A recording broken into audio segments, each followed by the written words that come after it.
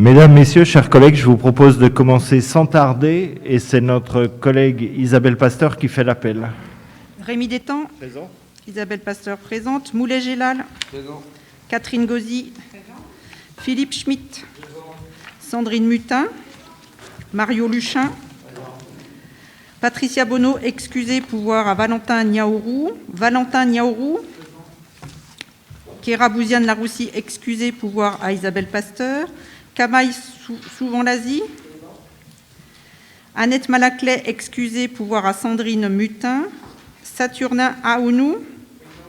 Denis Ruet, excusez, pouvoir à Saturnin Aounou. Evelyne Préoni-Vincent. Sylvain Boulogne. Hicham Elkret. Véronique Bachelard. Céline Froidureau. Sophie Pantier. Moussa Bamba, excusez, pouvoir à Kamaï Souvan-Lazy. Noélie Benjili, excusez, pouvoir à Catherine Gauzy. Joseph Thomas. Naïma Comblonge, excusez, pouvoir à Sébastien Quinquer. Benoît Milot, excusez, pouvoir à Virginie Dos Santos. Virginie Dos Santos.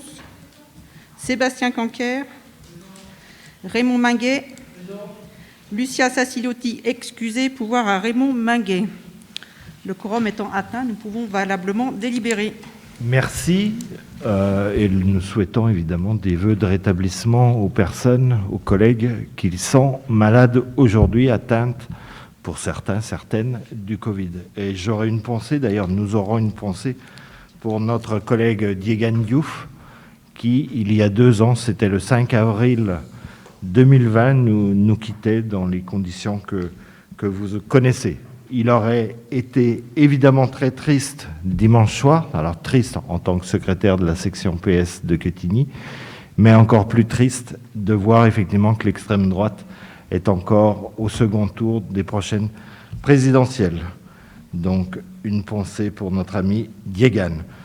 Et sans tarder, je donne le cahier à notre collègue Sandrine Mutin.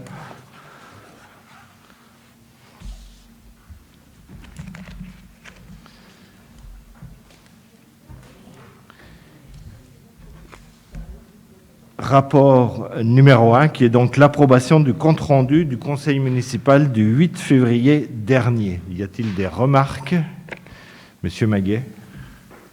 Oui, nous nous abstiendrons tant que le droit d'intégrer des explications de vote au compte-rendu ne sera pas rétabli. Ce droit reconnu pendant 3 mois n'avait posé aucun problème, mais vous avez décidé de le supprimer de manière autoritaire, sans aucune justification.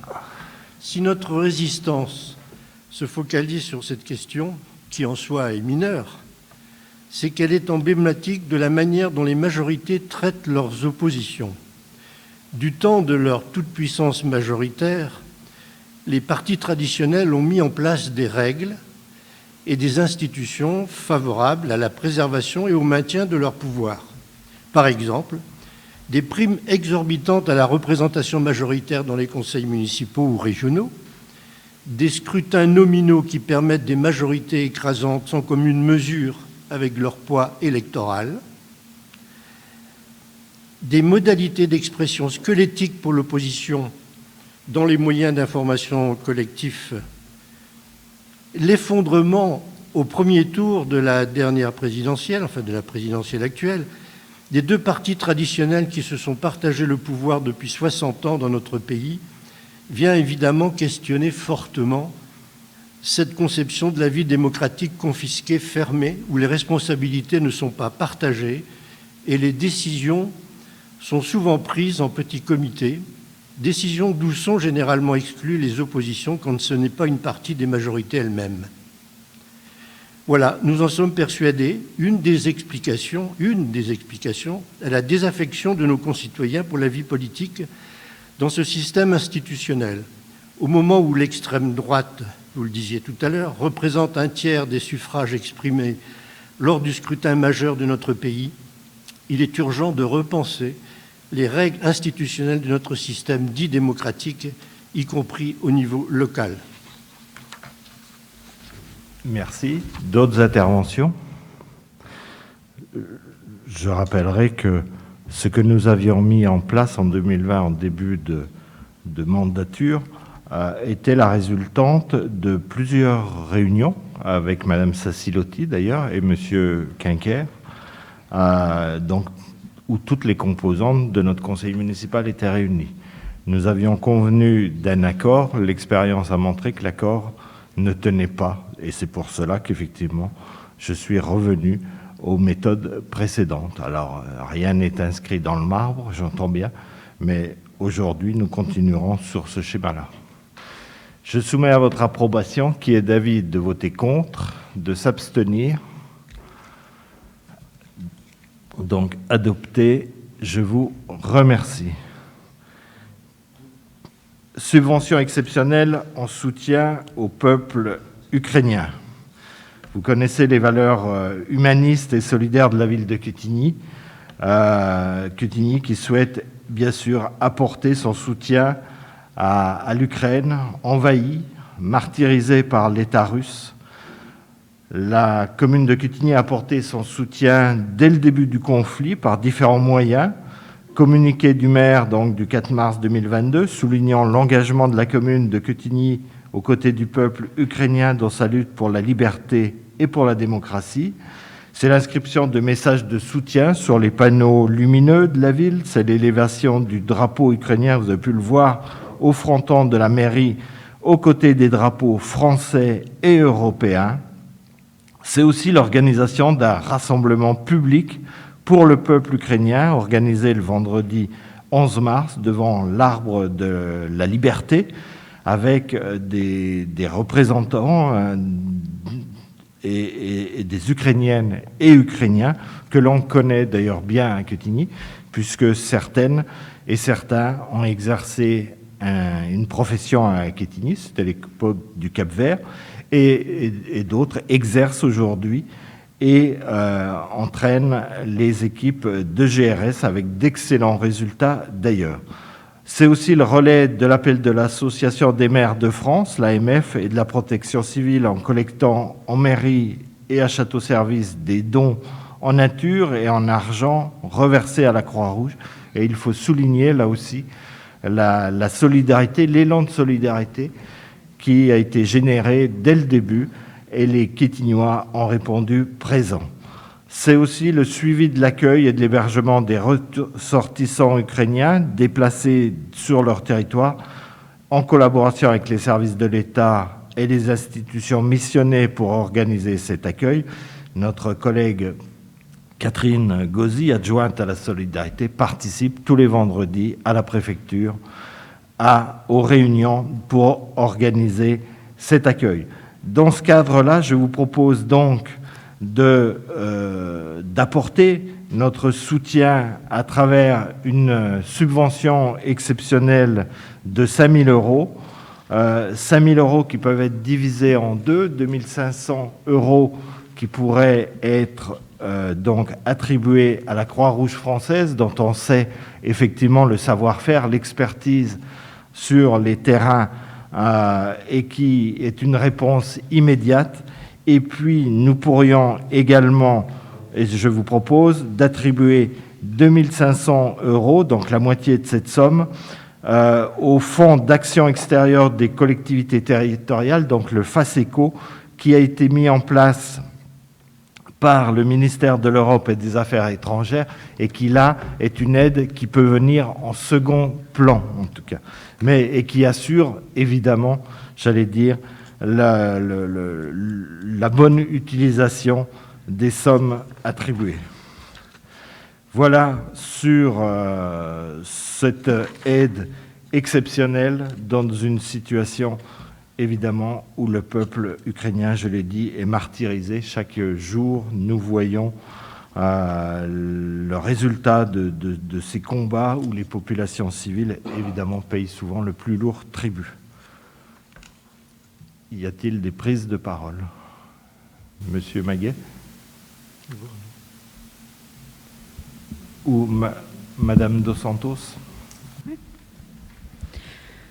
Merci, Monsieur le maire. L'invasion de l'Ukraine par la Russie aux frontières de l'Europe ne peut que mobiliser chacune et chacun d'entre nous. Par la folie et la pensée unique d'un homme et de ses soutiens d'une autre époque, Un peuple se fait exterminer et ceux qui ont pu échapper à la mort ont fui leur patrie en laissant toute une vie derrière eux. Nous avons une pensée émue pour tous les disparus et pour tous ceux et celles qui vivent dans la terreur chaque jour. L'élan de solidarité dont les Français ont fait preuve est à l'image de notre République où la fraternité a encore un sens. Nous souhaitions remercier les Quétinois qui se mobilisent en apportant de l'aide matérielle, financière, humaine. Nous sommes donc bien évidemment pour cette attribution de subventions exceptionnelles et nous soutiendrons toute action à venir qui œuvrera pour l'accueil, l'accompagnement et la reconstruction des réfugiés ukrainiens. Merci Madame. Monsieur Maguet. Oui, nous approuvons les initiatives prises par la municipalité pour exprimer le soutien de notre commune au peuple ukrainien et la condamnation de l'intervention insensée des forces militaires russes. Nous voterons cette aide exceptionnelle à l'Ukraine en signe de solidarité à la population victime, non pas du peuple russe, mais de son dictateur et son oligarchie qui font régner la terreur non seulement sur le peuple ukrainien, mais aussi sur les citoyens russes qui doivent affronter de lourdes peines de prison pour exprimer leur opposition à cette guerre barbare. Les Ukrainiens, qu'ils soient réfugiés ou restés dans leur pays, ont besoin de notre aide matérielle, humanitaire, sociale, mais aussi de notre aide politique pour résister à l'envahisseur. Ce qui est en jeu, en effet, c'est bien plus que les frontières d'un territoire, c'est le droit à l'existence et à la possibilité de tout un peuple à construire et conduire son avenir. Nous invitons nos concitoyens à participer aux initiatives de soutien et de solidarité de toute nature, entre autres à la manifestation hebdomadaire du samedi à 15h, place d'Arcy, à l'initiative de l'association Ukraine Dijon-Besançon et de 27 organisations, associations, partis politiques, dont le Mouvement de la paix et la Ligue des droits de l'homme. Merci, Monsieur Maguet. Donc, s'il n'y a pas d'autres interventions, je soumets à votre approbation, qui est d'avis de voter contre, de s'abstenir, donc adopté à l'unanimité. Je vous remercie.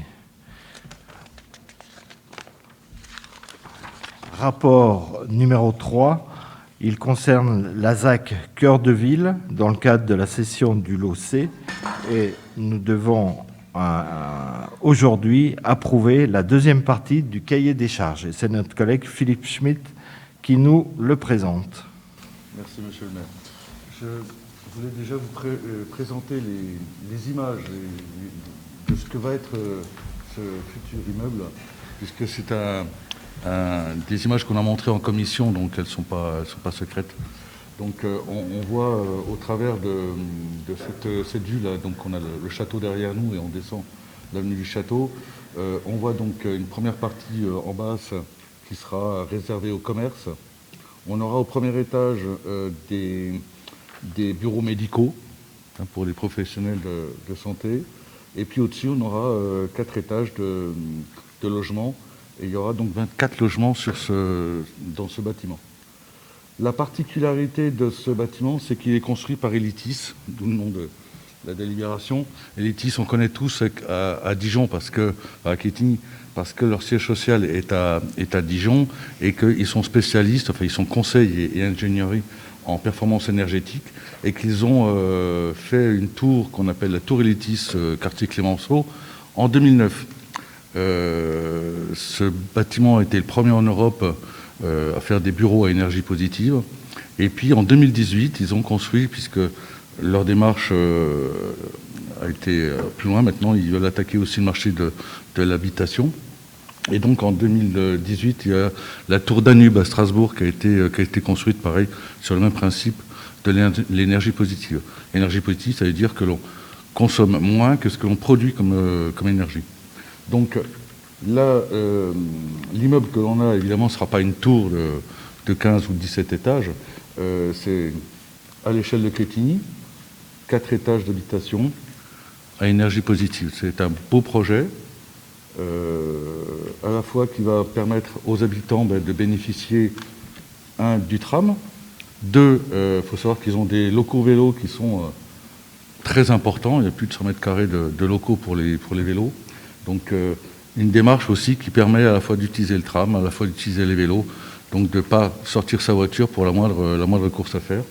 Et puis donc ces bâtiments, à la fois à énergie positive, mais aussi ils ont développé une application. C'est beaucoup mieux que de la domotique, hein, c'est à travers un téléphone et on peut gérer toutes ces énergies. On peut faire descendre ses volets, alors ça c'est de la domotique, mais on est dans le train, on peut le faire. On peut, alors je ne vais pas faire l'éventail parce que je ne le connais pas, mais on peut faire démarrer une machine à laver depuis son application. Donc il y a des tas de choses et ça permet donc aux propriétaires de maîtriser ses consommations, ou en tout cas de consommer quand ils sont en train de produire de l'électricité, ce qui est aussi très intéressant. Donc voilà ce que l'on peut dire sur ce bâtiment. Et puis donc on a une vue là, puis vous avez vu la deuxième vue, qui elle est plutôt du côté arrêt du tram. Et on voit qu'on a aussi cette particularité d'avoir des balcons qui sont très généreux. On le voit quand il y a eu la crise du Covid, hein, tout le monde cherchait un petit bout de jardin, ou en tout cas un espace à l'extérieur pour ne pas être enfermé dans ces 4 murs.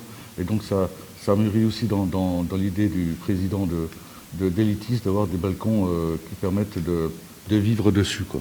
Hein, donc on a des balcons généreux.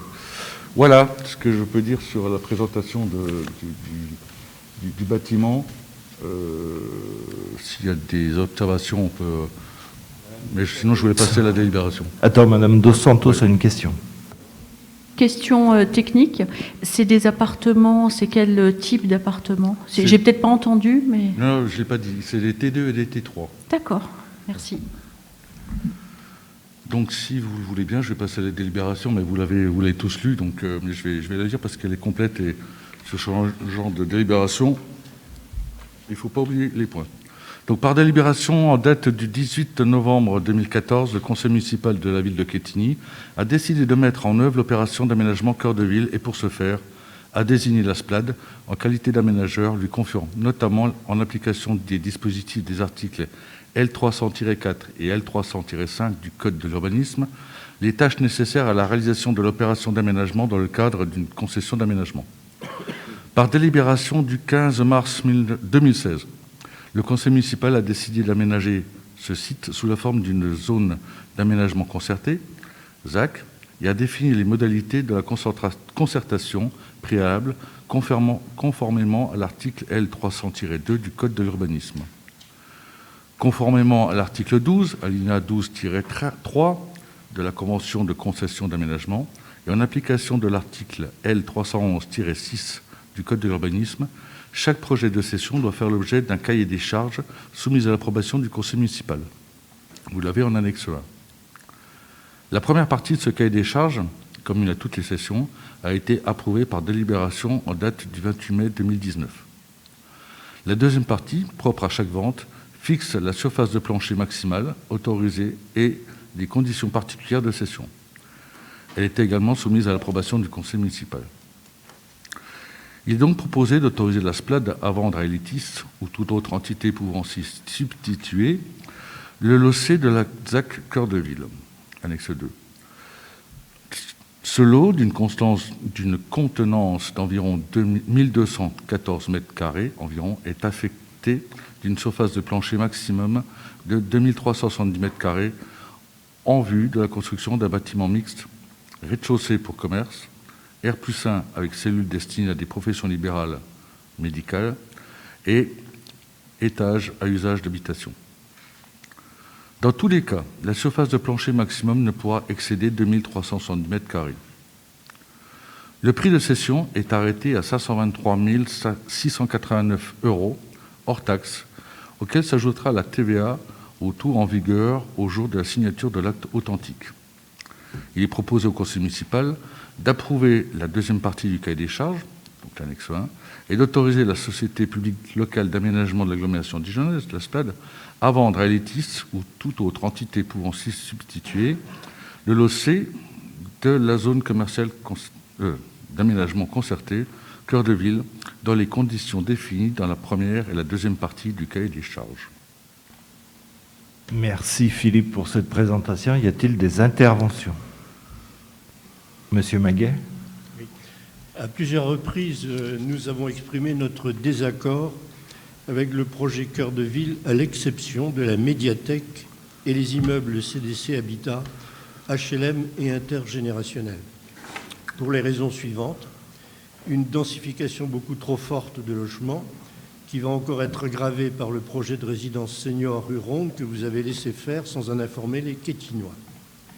Un bétonnage de la place centrale, à l'inverse de ce que tout le monde préconise pour limiter les conséquences du réchauffement climatique, des coûts exorbitants de l'aménagement de cette place, où par exemple vous avez fait faire un quai de tram quasiment neuf, juste pour le coup d'œil, ou le déplacement de la poste de quelques dizaines de mètres, qui a coûté à la collectivité quelques 600 000 € pour aboutir à des locaux étriqués et un service public dégradé aussi bien pour les usagers que pour les agents de la Poste. Nous ne voterons pas la vente de ce lot de 1214 mètres carrés à la société Elitis. Le bâtiment qui y sera construit sera sans doute de prestige, le maître mot de la conception de l'urbanisme au sein de la métropole, mais qui n'effacera pas les erreurs de ce projet cœur de ville tout en béton. Merci, Monsieur Maguet. Y a-t-il d'autres interventions pour c'est le point de désaccord, Monsieur Maguet, mais nous sommes bien d'accord. Pour autant, la Poste a été déplacée. Elle a intégré les anciens locaux de Super dans le cadre d'une démarche privée. C'est la Poste qui en a fait le choix. C'est la Poste qui a décidé des plans. Alors effectivement, si vous trouvez que le nouveau bureau de poste est trop petit ou pas accueillant, en tout cas, là, pour autant, il faut aller voir la Poste. Nous avons sauvé les 17 emplois de la place centrale. Il y a un restaurant aujourd'hui et on me disait que vendredi et samedi, en soirée, il était complet et la cuisine est bonne avec des produits frais sur des circuits courts. C'est aussi, effectivement, parce que c'est un projet d'ensemble, il faut prendre la globalité. Ce projet qui a une vraie qualité architecturale avec des thermiciens, et on en verra les résultats, s'intègre évidemment dans le projet Cœur de Ville. Il fait partie de ces bâtiments signaux qu'il fallait pour marquer le centre-ville. Aujourd'hui, l'immeuble vers le rond-point du 18 juin est rempli, je dirais. Les personnes à mobilité réduite intègrent les 8 logements qui leur permettra d'être en proximité, d'être au centre-ville, à proximité des commerces, des professionnels de santé, et ce projet permet également de fixer les professionnels de santé à Quetigny. C'est donc un projet global pour l'intérêt des Quétignois, évidemment, et pour leur permettre de vieillir paisiblement à Quetigny, et puis aussi pour permettre à nos enfants de bénéficier de ce dont nous avons bénéficié. C'est aussi cette valeur du partage que nous proclamons. S'il n'y a pas d'autres interventions, je soumets à votre approbation, qui est d'avis de voter contre, contre, oui. Deux contre, et donc abstention, je n'en vois pas. Donc adopté, je vous remercie. Pour construire ce beau bâtiment, il nous faut désaffecter des parcelles cadastrées. C'est ce que nous présente Philippe Schmitt dans le rapport numéro 4. Oui. Par délibération en date du 12 avril 2022, le conseil municipal de la ville de Quetigny a autorisé la SPLAD, aménageur de la ZAC Cœur de Ville, à vendre à Elitis ou toute autre entité pouvant s'y substituer le lot C d'une contenance d'environ 1150 mètres carrés. Afin de permettre la construction du bâtiment objet du lot C, un nouveau découpage parcellaire est venu préciser l'emprise nécessaire. Donc vous l'avez en annexe 3. Ce découpage rend nécessaire la désaffectation des 3 parcelles désignées ci-dessous, classées en zone U du PLUI HD et issues du découpage de la parcelle AP 196 appartenant à la commune. Donc il s'agit des parcelles AP 235 de 73 mètres carrés, AP 236 de 224 mètres carrés et AP 237 de 35 mètres carrés. Il est donc demandé au conseil municipal d'autoriser la désaffectation du domaine public des parcelles cadastrées AP 235, AP 236, AP 237, justifiées par les travaux à réaliser pour le lot C dans le cadre de l'opération Cœur de Ville, et d'autoriser Monsieur le maire à prendre les mesures matérielles de désaffectation et à constater son effectivité. Merci. classique, pas d'intervention. Je soumets à votre approbation. Qui est d'avis de voter contre? Monsieur Maguet, 2 contre, de s'abstenir, donc adopté à l'unanimité. Je vous remercie. Rapport numéro 5. Il nous faut maintenant déclasser les parcelles. Philippe, rapport numéro 5. Voilà, donc dans la même logique, donc on va déclasser. Donc dans le cadre de l'opération Cœur de Ville, par la précédente délibération de ce jour, la désaffectation des parcelles AP235, AP236 et AP237 relevant du domaine public a été prononcée, afin de permettre la construction du bâtiment objet du LOCE. Il est par conséquent nécessaire de faire sortir cet événement du domaine public communal en les déclassant. En effet, lorsqu'un bien n'est pas affecté à un service public ou à l'usage direct du public, il ne relève plus du domaine public à compter de l'intervention de l'acte administratif constatant son déclassement. Article L. 2141-1 du Code général de la propriété des personnes publiques. Il est donc proposé au Conseil municipal d'approuver le déclassement des parcelles AP235, AP236, AP237, tels que désignés sur le plan joint de la présente délibération, justifié par les travaux à réaliser dans le cadre de l'opération Cœur de Ville, et d'autoriser à cet effet, Monsieur le maire, à signer tous les actes liés au précédent engagement. Merci. Des interventions, je n'en vois pas. Qui est d'avis de voter contre? Monsieur Maguet, 2 contre. De s'abstenir, donc adopté. Je vous remercie. Rapport numéro 6.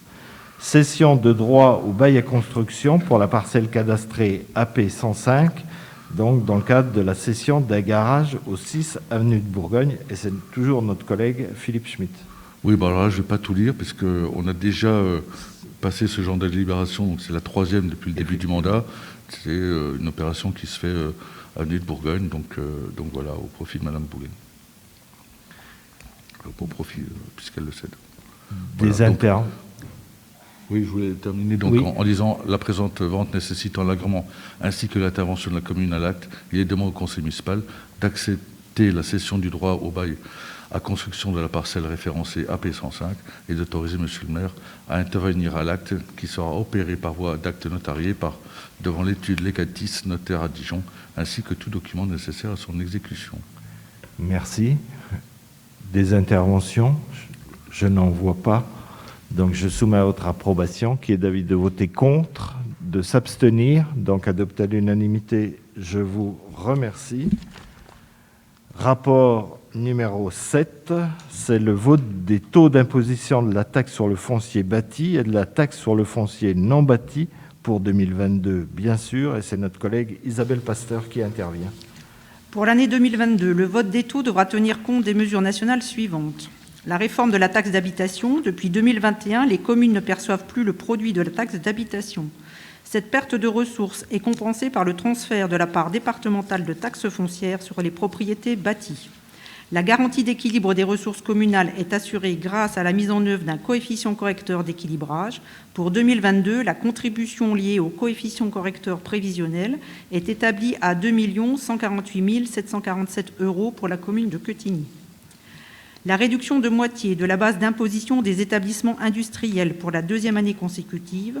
Selon les données prévisionnelles transmises par le service de l'État, le montant des bases exonérées sur la commune de Quetigny s'élève à 1 345 901 € en 2022. Et en 2021, on avait 1 141 630 €.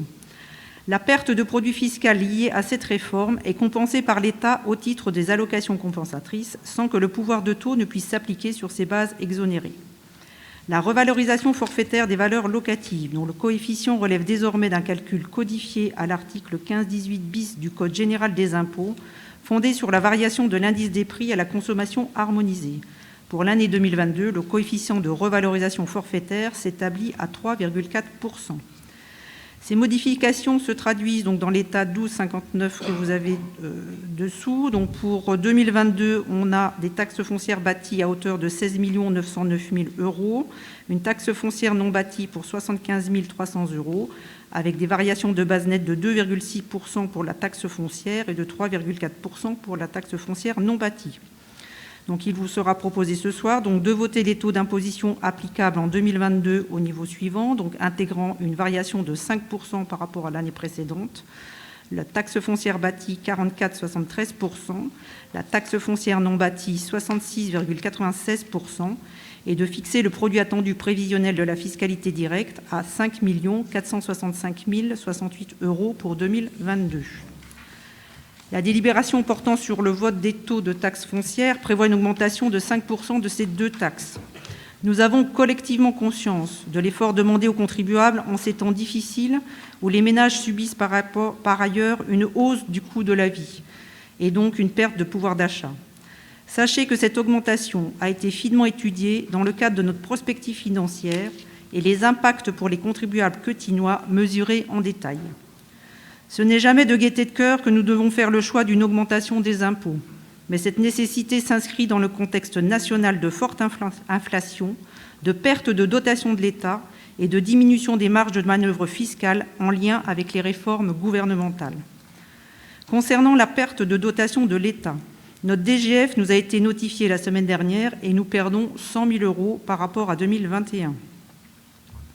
Concernant la dotation de solidarité communautaire, elle sera diminuée de 140 000 € en 2022 sous le double effet des nouveaux critères imposés par la loi et de la diminution de l'enveloppe métropolitaine. La baisse est finalement moins importante qu'initialement prévue et elle est lissée sur 2 ans. En 2022, Quetigny percevra une DSC par habitant de 77 € contre 48 € en moyenne sur l'ensemble des communes de la métropole.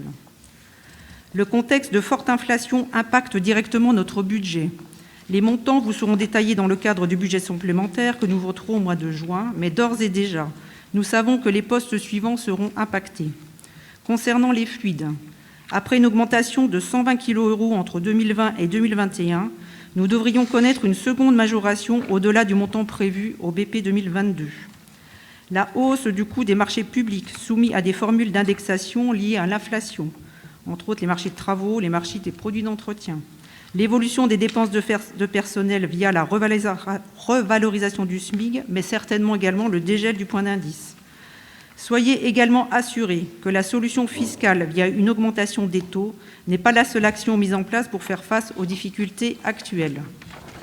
Au contraire, depuis plusieurs années, mais encore davantage sur les derniers mois, des efforts de gestion considérables sont consentis, notamment avec la renégociation des marchés des énergies, avec la forte maîtrise de la masse salariale tout en faisant preuve d'une gestion responsable, avec la recherche d'économies sur certains contrats comme la téléphonie, mais également avec l'étude de la mutualisation de certains services. Aussi, dans les semaines et mois à venir, nous devrons également nous positionner sur le niveau de recettes de certains contribuables via les tarifs de la TLPE ou les modulations d'exonération. Enfin, pour finir, sachez que cette augmentation des taxes traduit un choix porté par la majorité, le choix de faire jouer la solidarité communale via l'impôt pour maintenir le niveau des services publics municipaux, leur accessibilité et apporter un soutien croissant aux ménages quetignois les plus en difficulté. Pour illustrer mes propos, je terminerai par des exemples concrets de notre politique communale. Nous maintenons des tarifs très accessibles. Un repas à la cantine est facturé en moyenne 1,14 €. Nous organisons des activités auprès des seniors. Nous revalorisons les aides alimentaires proposées par le CCAS. Nous maintenons la qualité du cadre de vie par, entre autres, un entretien régulier des espaces verts. Nous soutenons la vie associative. D'ailleurs, 2 délibérations seront votées ce soir pour des subventions.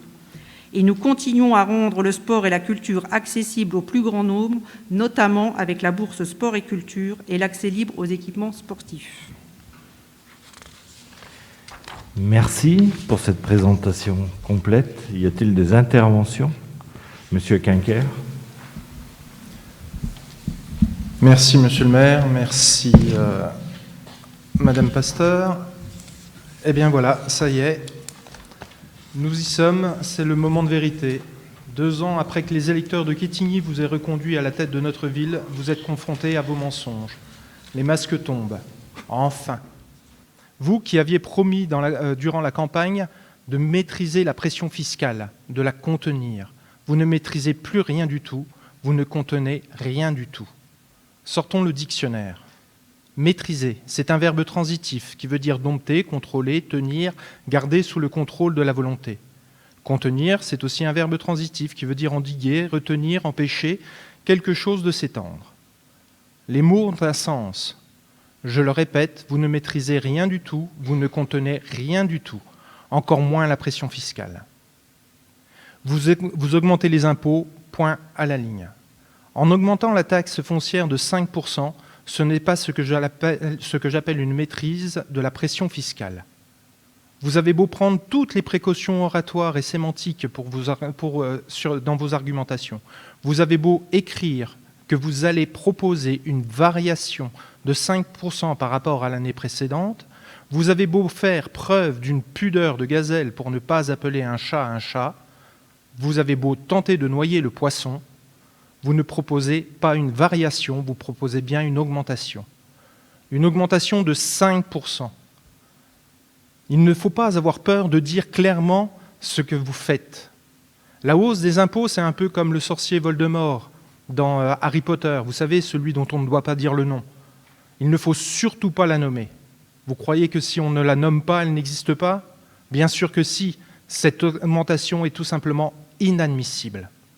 Car cette augmentation des impôts de 5% s'ajoute à la revalorisation des bases de 3,4%, décidée au niveau national, et à l'augmentation de 130% de la partie intercommunale votée par le Conseil métropolitain.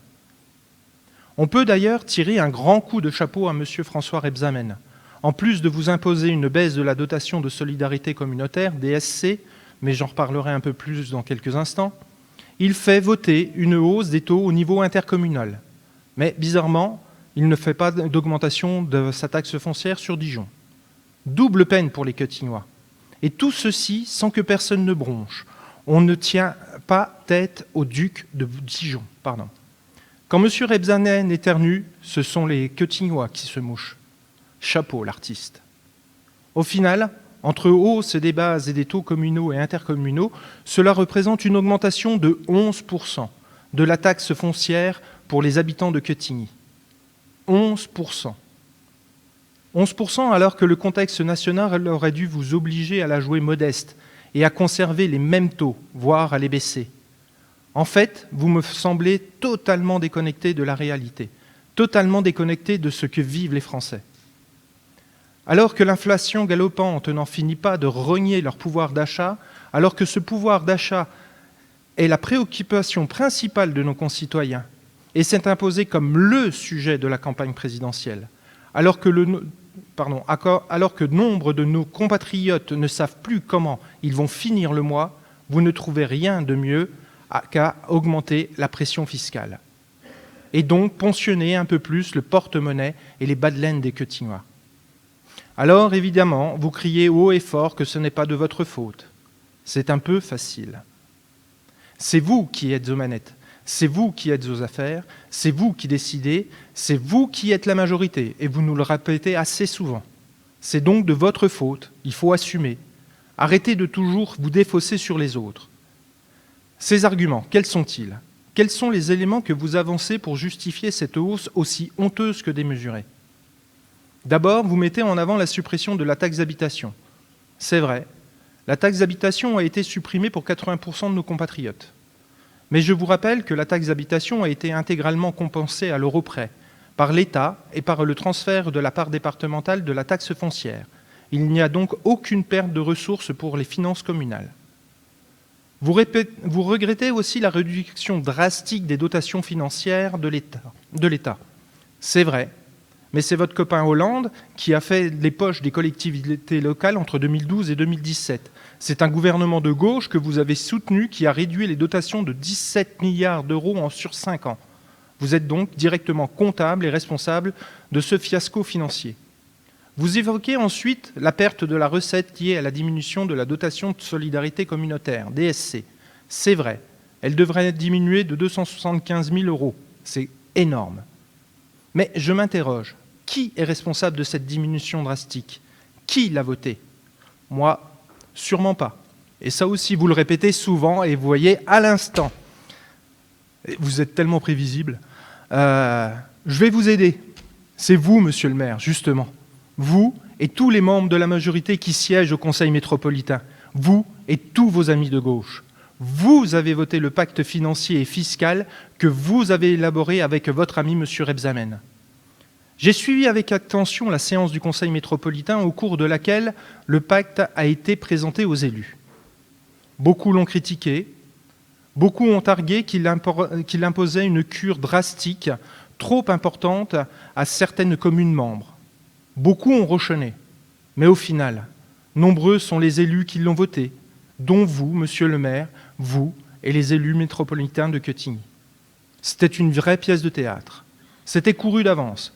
Personne n'imaginait que vous iriez vous opposer à M. Rebsamen, même pour défendre la commune et ses habitants.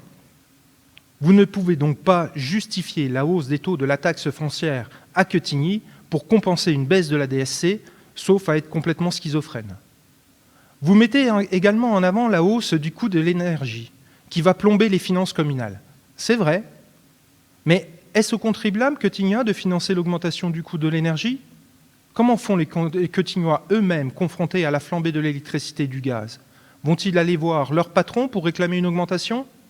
Ou seront-ils contraints de faire des économies sur d'autres postes de dépenses ?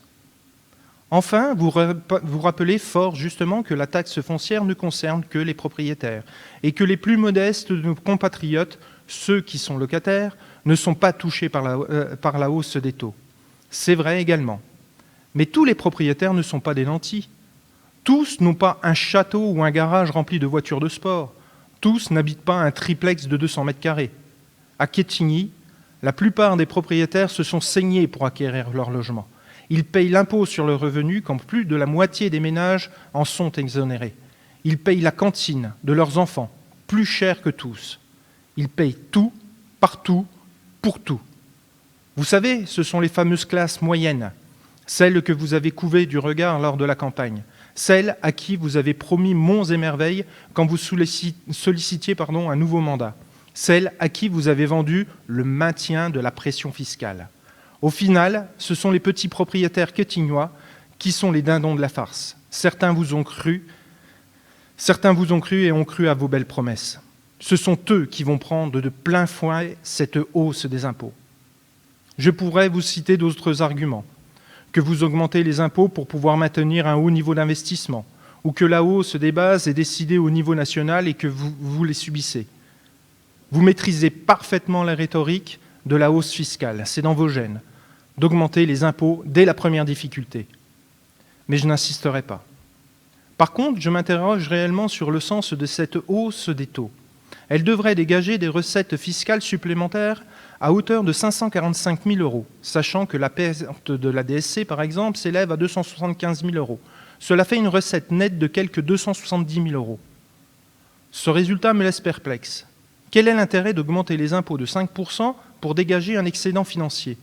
Comptez-vous faire du gras sur le dos des contribuables quetignois ? Les informations que vous nous présentez dans la note de synthèse est beaucoup trop parcellaire et incomplète pour qu'on puisse y voir clair. C'est sûrement volontaire de votre part. Mais pour nous, c'est flou. Et quand c'est flou, bien vous connaissez la suite. Nous souhaitons donc profiter de ce débat fiscal pour vous poser plusieurs questions. En répondant à nos interrogations, c'est aux nombreux quetignois qui nous ont interpellés que vous apportez des précisions nécessaires. Comment sera utilisé cet excédent de recettes ? Quelles mesures d'économie avez-vous prises concrètement pour limiter les conséquences sur les contribuables ? Quel est l'impact du contexte intercommunal sur les charges à caractère général ? Quels sont les autres leviers dont dispose la commune pour absorber cet impact ? Excédent d'exercice précédent, par exemple. Quels sont les efforts envisagés par la majorité pour contenir les charges de fonctionnement ? Quelles sont les capacités d'investissement de la ville ? À combien est évaluée la hausse du SMIC sur les charges de personnel ? Quelles seront les conséquences de la hausse à venir du point d'indice des fonctionnaires sur le budget communal ? Votre plan pluriannuel d'investissement, PPI, va-t-il jusqu'en 2026 ? Quels projets inscrits dans votre PPI vont devoir être décalés ? Et enfin, quel est le taux de subvention publique sur ce PPI ? En conclusion, nous proposons un amendement à cette délibération. Certaines communes de la métropole dijonnaise ont fait le choix du bon sens, en n'augmentant pas les impôts, voire en votant des taux en diminution. D'autres l'ont fait plus modérément, alors que la DSC baisse de manière plus forte pour eux. Il faut bien avoir conscience qu'augmenter les impôts est une solution de facilité. Elle pénalisera les foyers quetignois chaque année pendant tout le mandat. Un peu, chaque mois, chaque année, jusqu'en 2026. Un peu, plus un peu, plus un peu. À la fin, ça fait quelques centaines d'euros en moins dans le porte-monnaie des quetignois. Cette augmentation grèvera un peu plus le pouvoir d'achat déjà mis à mal de chaque quetignois. Alors que tout augmente, que les produits de première nécessité flambent, que les prix de carburant s'envolent, on était en droit d'attendre une autre attitude de la part de la majorité. C'est pourquoi, Monsieur le maire, nous vous demandons d'être plus transparent par respect pour les quetignoises et les quetignois en nous transmettant des données chiffrées détaillées qui permettront de vérifier si cette augmentation de la taxe foncière est justifiée. Surtout, nous vous demandons de ne pas augmenter les impôts et de proposer un plan d'économie de fonctionnement pour compenser la perte des recettes dues à la baisse de la DSC. Ainsi, l'ensemble du conseil municipal aura l'occasion de prouver qu'il est proche, à l'écoute et au service des concitoyens en ne pesant pas de façon honteuse sur leur portefeuille. C'est pourquoi, sur ce point, nous voterons contre. Si M. Quinquer, y a-t-il d'autres? M. Maguet. Oui, le coût de la vie augmente de toutes parts, matières premières, énergie, carburant, produits de première nécessité, pendant que les retraites font du surplace et les salaires stagnent comme dans la fonction publique ou avancent à la vitesse de tortue dans la plupart des secteurs.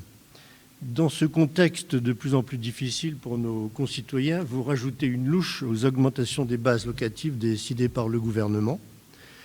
Aux 2% d'augmentation de l'année 2021, dont 1% décidé par la majorité municipale, vont se rajouter 5% pour 2022, dont 1,6% que vous voulez imposer aux Quétinois. Certes, nous voyons se dégrader une partie des ressources de la ville du fait d'une baisse des dotations de fonctionnement de l'État, mais aussi de la décision de la métropole d'imposer un pacte financier et fiscal, notamment en baissant la dotation de solidarité communautaire de 2 millions d'euros, dont 148 000 euros pour notre ville pour 2022. Il faut bien dégager des ressources pour les futurs projets prestigieux de la métropole, 500 millions d'euros d'investissements prévus d'ici la fin du mandat, sans que les habitants de la métropole ou les conseils municipaux eux-mêmes aient eu leur mot à dire. Le rapport de la Cour régionale des comptes présenté à l'un de nos derniers conseils soulignait que du fait des investissements lourds de l'opération Cœur de Ville, la commune aurait du mal à maintenir le même niveau de services et d'emploi. Après avoir épuisé les disponibilités financières de la ville, le fonds de roulement, les fonds de la régie municipale d'expansion, il faut non seulement emprunter, mais aussi maintenir une pression fiscale forte dans les années à venir pour honorer les dépenses exorbitantes du nouveau cœur de ville.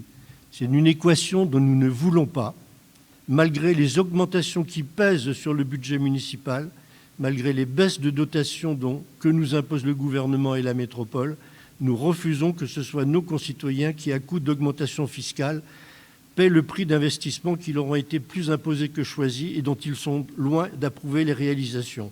Nous voterons contre cette augmentation des taux. Merci. Monsieur Valentin Niaourou. Merci, monsieur le maire, mes chers collègues. Et si on parlait République, je veux simplement vous dire que la République, ce ne sont pas des chiffres et des lignes de crédit. La République, c'est un idéal façonné à l'héritage universaliste du siècle des Lumières. La République, ce sont des valeurs, liberté, égalité, fraternité et laïcité, qui ne sont pas pour nous de vains mots, mais des concepts concrétisables. La République, ce sont également des services publics à la population et des administrations qui les mettent en œuvre, qui mettent en œuvre les politiques, font avancer les dossiers et rendent concrets les projets.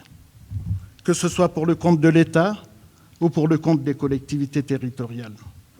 Les services publics jouent à plein leur rôle auprès de nos concitoyens. Ils améliorent leur cadre de vie, viennent en aide aux plus fragiles d'entre nous, aident à corriger les inégalités sociales ou territoriales. Au sein de la majorité, nous croyons plus que tout au service public municipal, à l'engagement des femmes et des hommes qui l'incarnent sur le terrain. Nous sommes convaincus que notre service public municipal doit continuer à avoir les moyens nécessaires pour exercer ses missions auprès des Quetignoises et des Quetignois. Assumer la qualité du service rendu, investir dans de nouveaux équipements, entretenir les espaces verts et les aménagements urbains, autant de tâches qui ont un coût, qui, malgré ce que certains peuvent en dire, n'est jamais intégralement facturé à l'usager. Il est primordial pour nous de réaffirmer notre volonté de continuer à pérenniser l'action de nos services, en particulier à une période où la récente crise sanitaire a réveillé des fragilités. Parce que la situation l'exige, nous avons fait le choix d'augmenter cette année les taux communaux. Cette augmentation nécessaire nous permettra de trouver les équilibres financiers nécessaires à notre ambition politique. Pour ma part, je voterai sans retenue, sans réserve, cette décision qui, paradoxalement, s'inscrira dans le bien-être de la population. Merci à vous. Merci. Monsieur Luchin. Oui.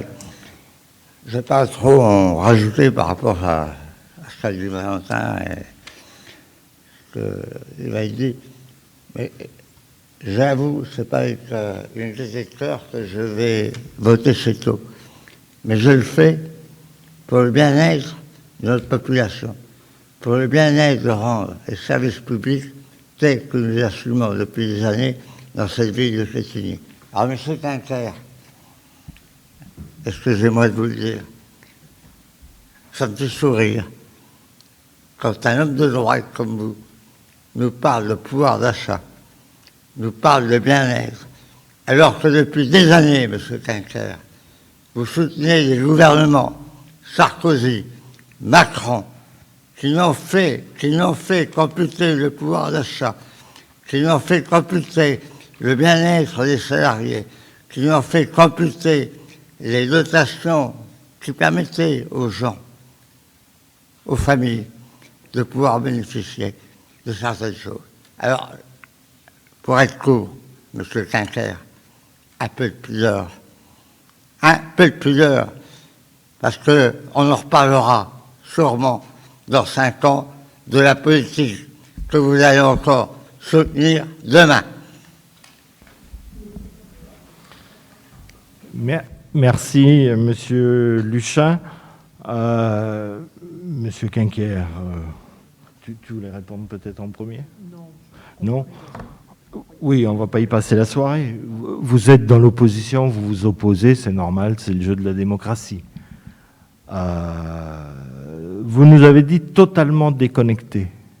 Je pense qu'on pourrait vous retourner le même qualificatif. Comment osez-vous dire, pouvez-vous dire, sinon votre incapacité à comprendre un budget, que suite à notre hausse de 5%, il y aurait un excédent? Comment pouvez-vous le dire? Après, par rapport à la hausse du SMIC, vous nous demandez la hausse du SMIC, je suis désolé, mais je crois que c'est plutôt vos amis qui devraient vous dire si c'est possible.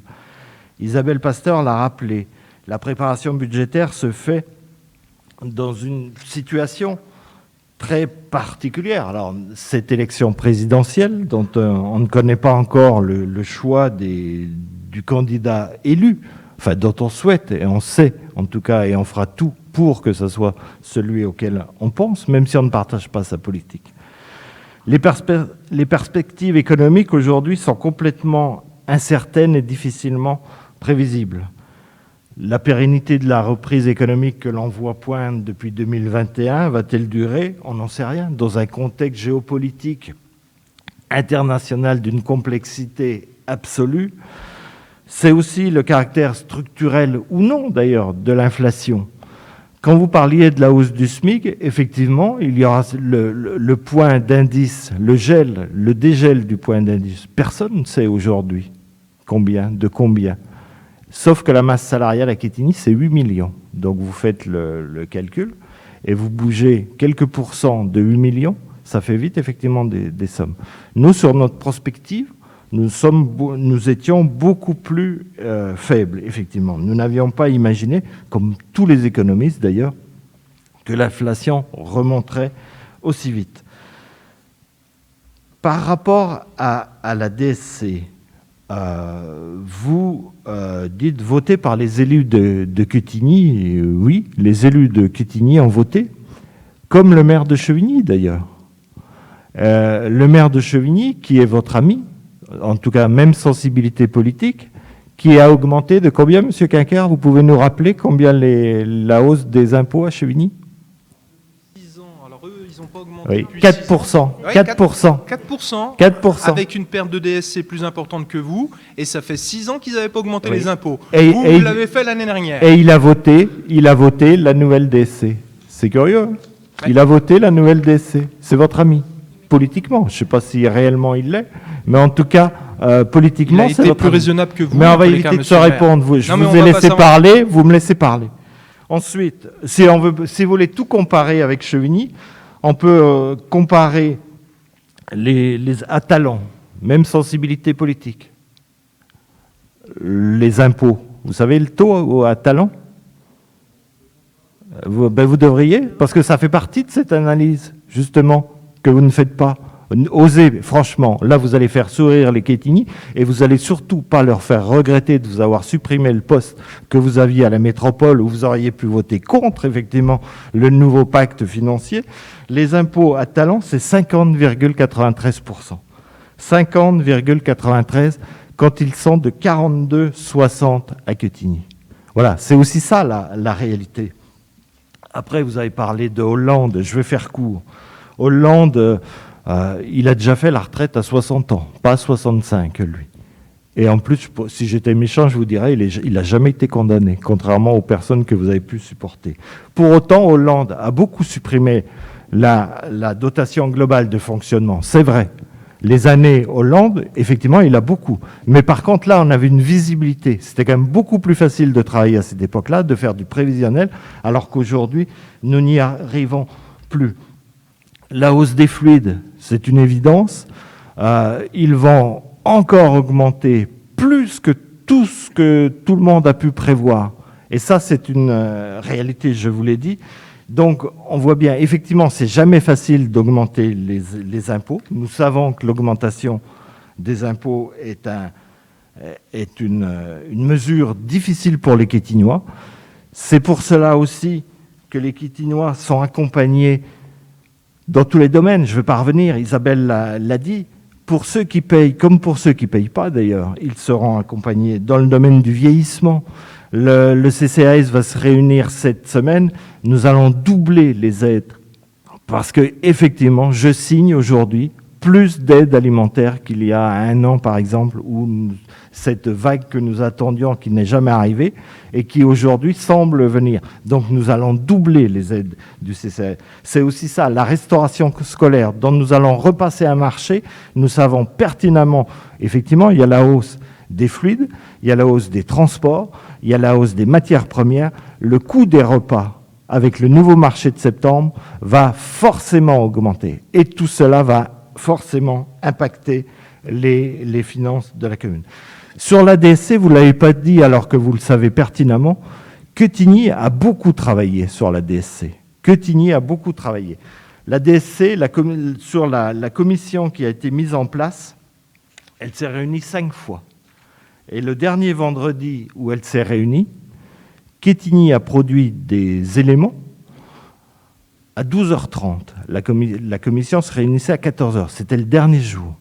Il n'y a aucune autre commune qui a autant travaillé sur la DSC. Et je veux saluer le DGS de la ville de Quetigny et la directrice des finances. Et je veux penser aussi que les élus, et je parle collectivement, nous sommes pour un petit peu, si la DSC est moins forte, elle est moins forte à Quetigny, mais elle est moins forte pour toutes pratiquement les communes qui sont à la baisse. Et Chevigny, effectivement, est la plus perdante, mais il l'a voté quand même. Longwy a également perdu, plus que Quetigny. Ça fait partie de ce pacte financier, la loi l'impose aussi. C'est des choix qui ont été faits pour diminuer la DSC. La DSC socle à 45%, c'est aussi les choix que la ville de Quetigny, le logement social, nous avons travaillé.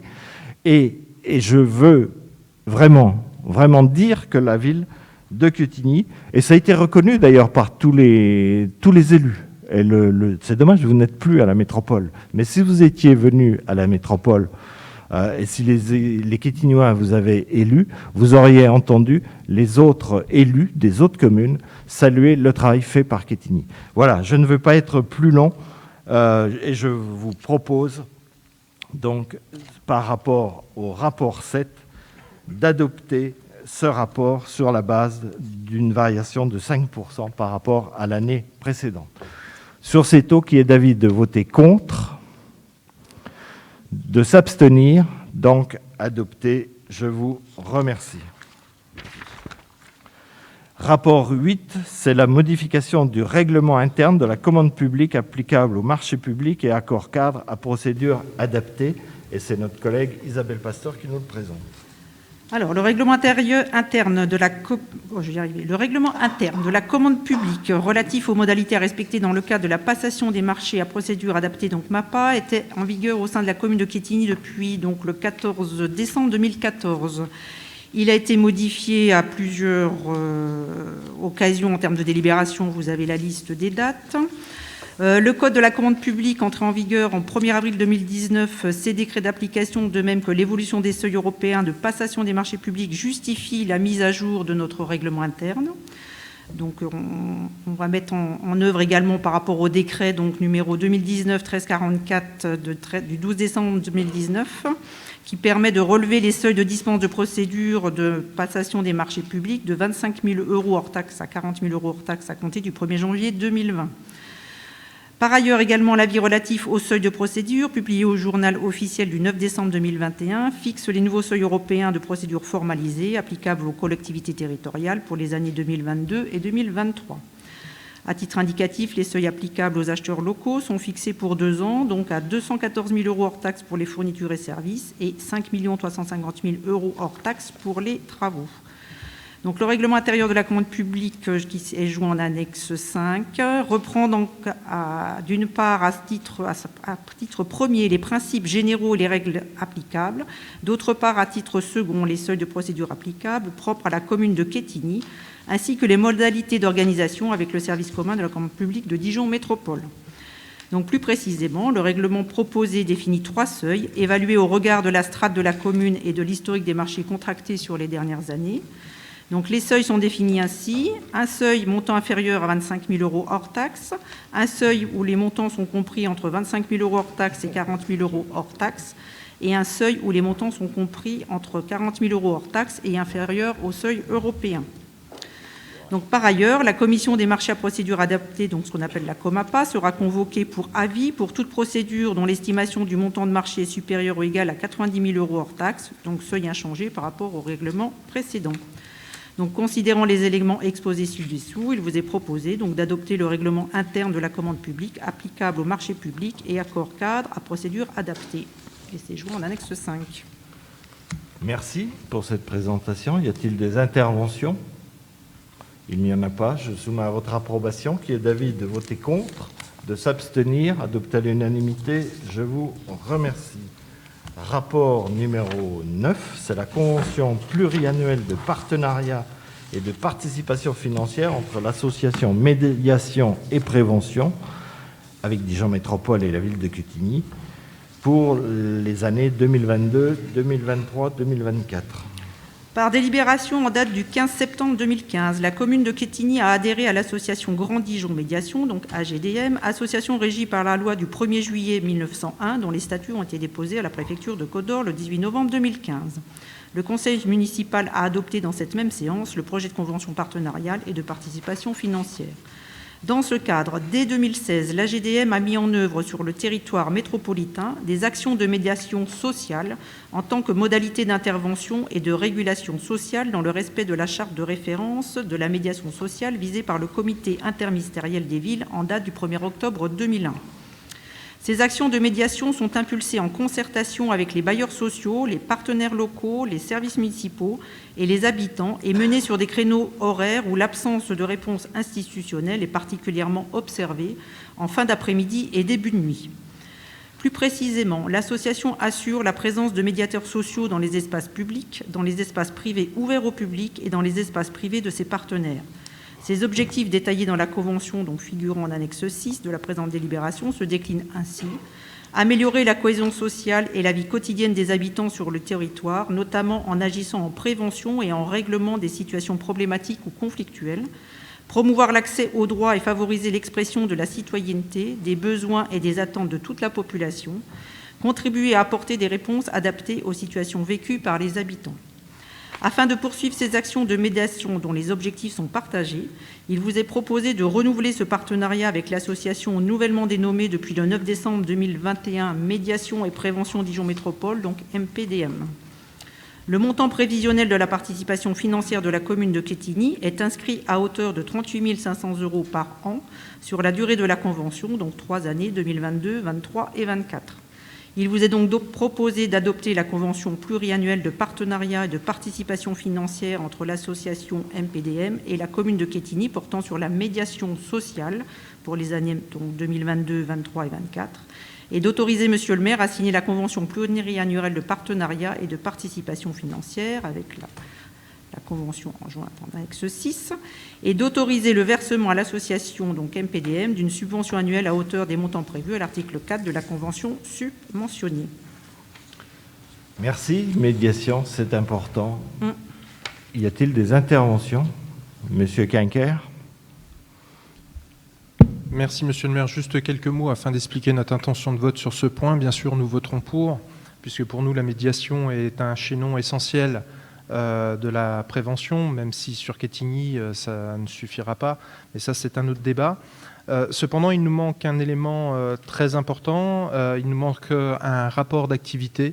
On en avait parlé lors de la commission.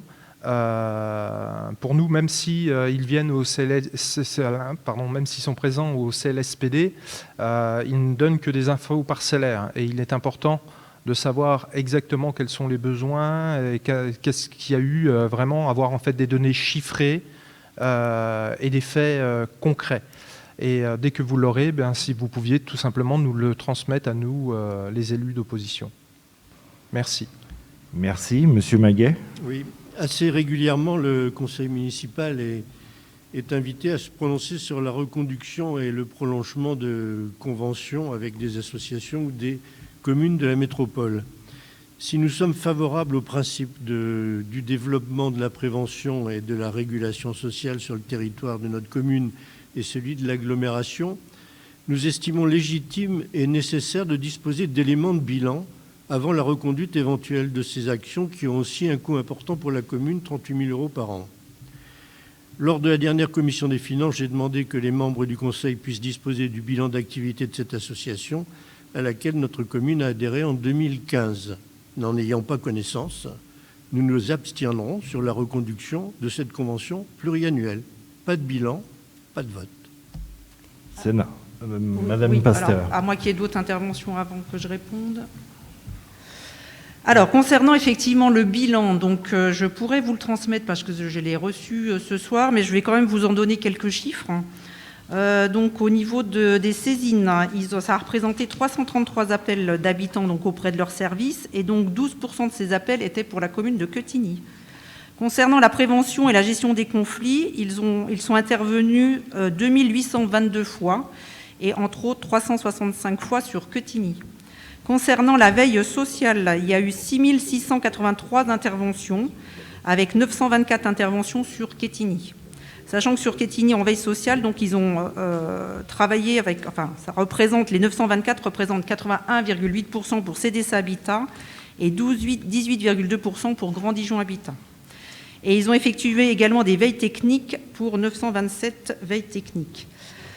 Donc je l'ai reçu ce soir, donc c'est des documents PowerPoint, donc je pourrais vous les transmettre, sachant que le directeur de l'association s'est proposé de vous faire une présentation, si vous le souhaitez, en conseil municipal, pour vous expliquer effectivement quels sont de quelle manière fonctionne cette association, sachant que ce soir, on vote les 38 500 € pour le volet de la médiation sociale. Et nous verrons certainement dans d'autres conseils municipaux un volet pour la prévention spécialisée. Voilà ce que je pouvais vous dire ce soir. Merci. Monsieur Maguet. Oui, bon, ces éléments chiffrés, évidemment, ne suffisent pas. Je veux dire, ce n'est pas tellement le nombre d'interventions, c'est important, certes, mais c'est la qualité de l'intervention. Est-ce que ça a été efficace? Est-ce que ça a pu, effectivement, avoir des répercussions sur la prévention, sur l'aide, sur l'accompagnement, etc. C'est de ça dont il s'agit d'ailleurs dans l'article 10.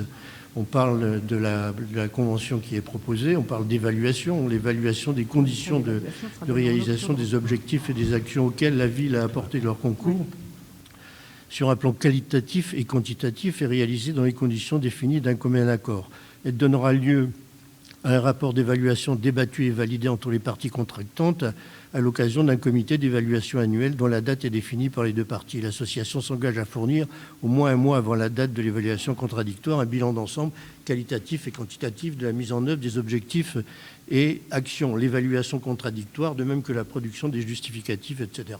On est loin quand même de ce qui est proposé. Alors effectivement, dans cette Monsieur Maguet, c'est une nouvelle convention avec un nouvel article. Oui. Donc vous aurez bien le rapport d'évaluation, mais au mois d'octobre 2022. Mais à l'instar de ce qui est proposé dans cette convention, je dis, j'aimerais, et on en avait parlé à la dernière réunion, avant de reconduire, savoir si en 7 ans, enfin 6 ans et demi, quels ont été les bénéfices et le bilan qualitatif surtout.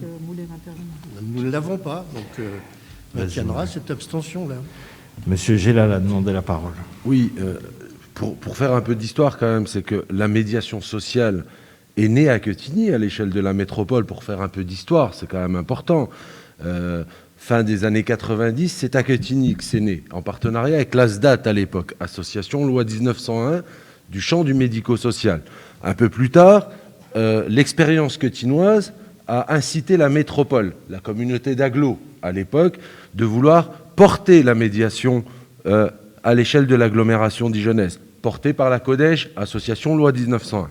Aujourd'hui, c'est la PDM, mais en tout cas, sachez qu'on a quand même de l'expertise à Quetigny, on a une histoire, on a une attention particulière, on a une bienveillance particulière, parce que la médiation à Quetigny, elle a un sens. Et on y est très vigilant. Et on ne reconduirait pas une convention pour la reconduire pour faire plaisir à qui que ce soit. Parce que ça a un sens et parce que ça a un impact auprès des populations, auprès des habitants. Alors, ok, et j'en conviens, on n'a pas de bilan. Mais en tout cas, sachez que en même temps, le bilan vient d'arriver, mais en même temps, au quotidien, on y est attentif, puisque nos services sont en lien direct avec cette association. Et si un seul instant, il n'y avait pas d'efficacité dans les interventions, bien évidemment qu'on aurait arrêté en tant que responsable des deniers publics. Voilà ce que je voulais dire. Merci. On parle bien de la médiation, là, et pas de la prévention.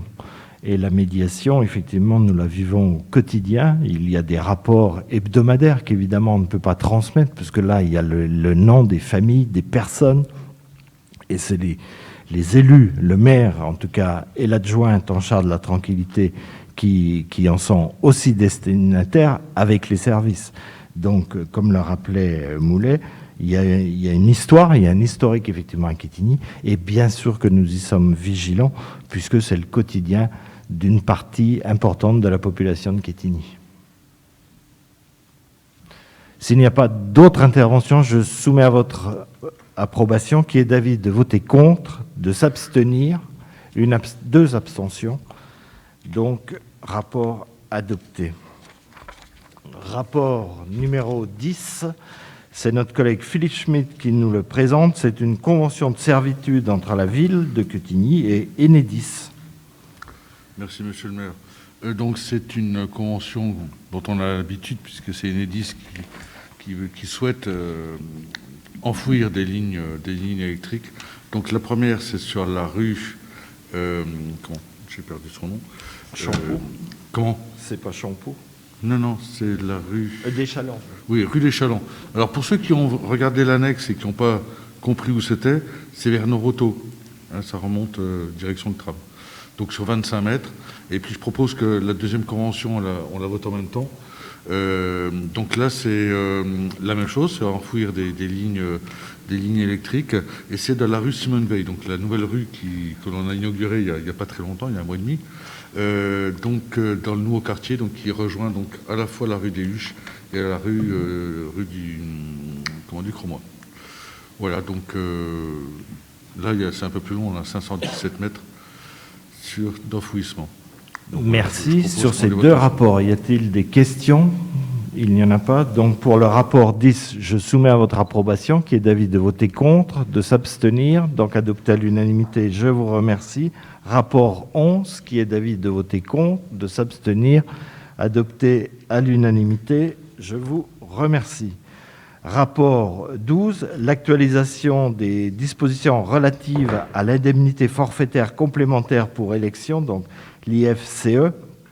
Il vous est rappelé que nous avons délibéré, enfin le conseil municipal a délibéré en date du 19 novembre 2019 sur l'application des dispositions relatives à l'indemnité forfaitaire complémentaire pour élection.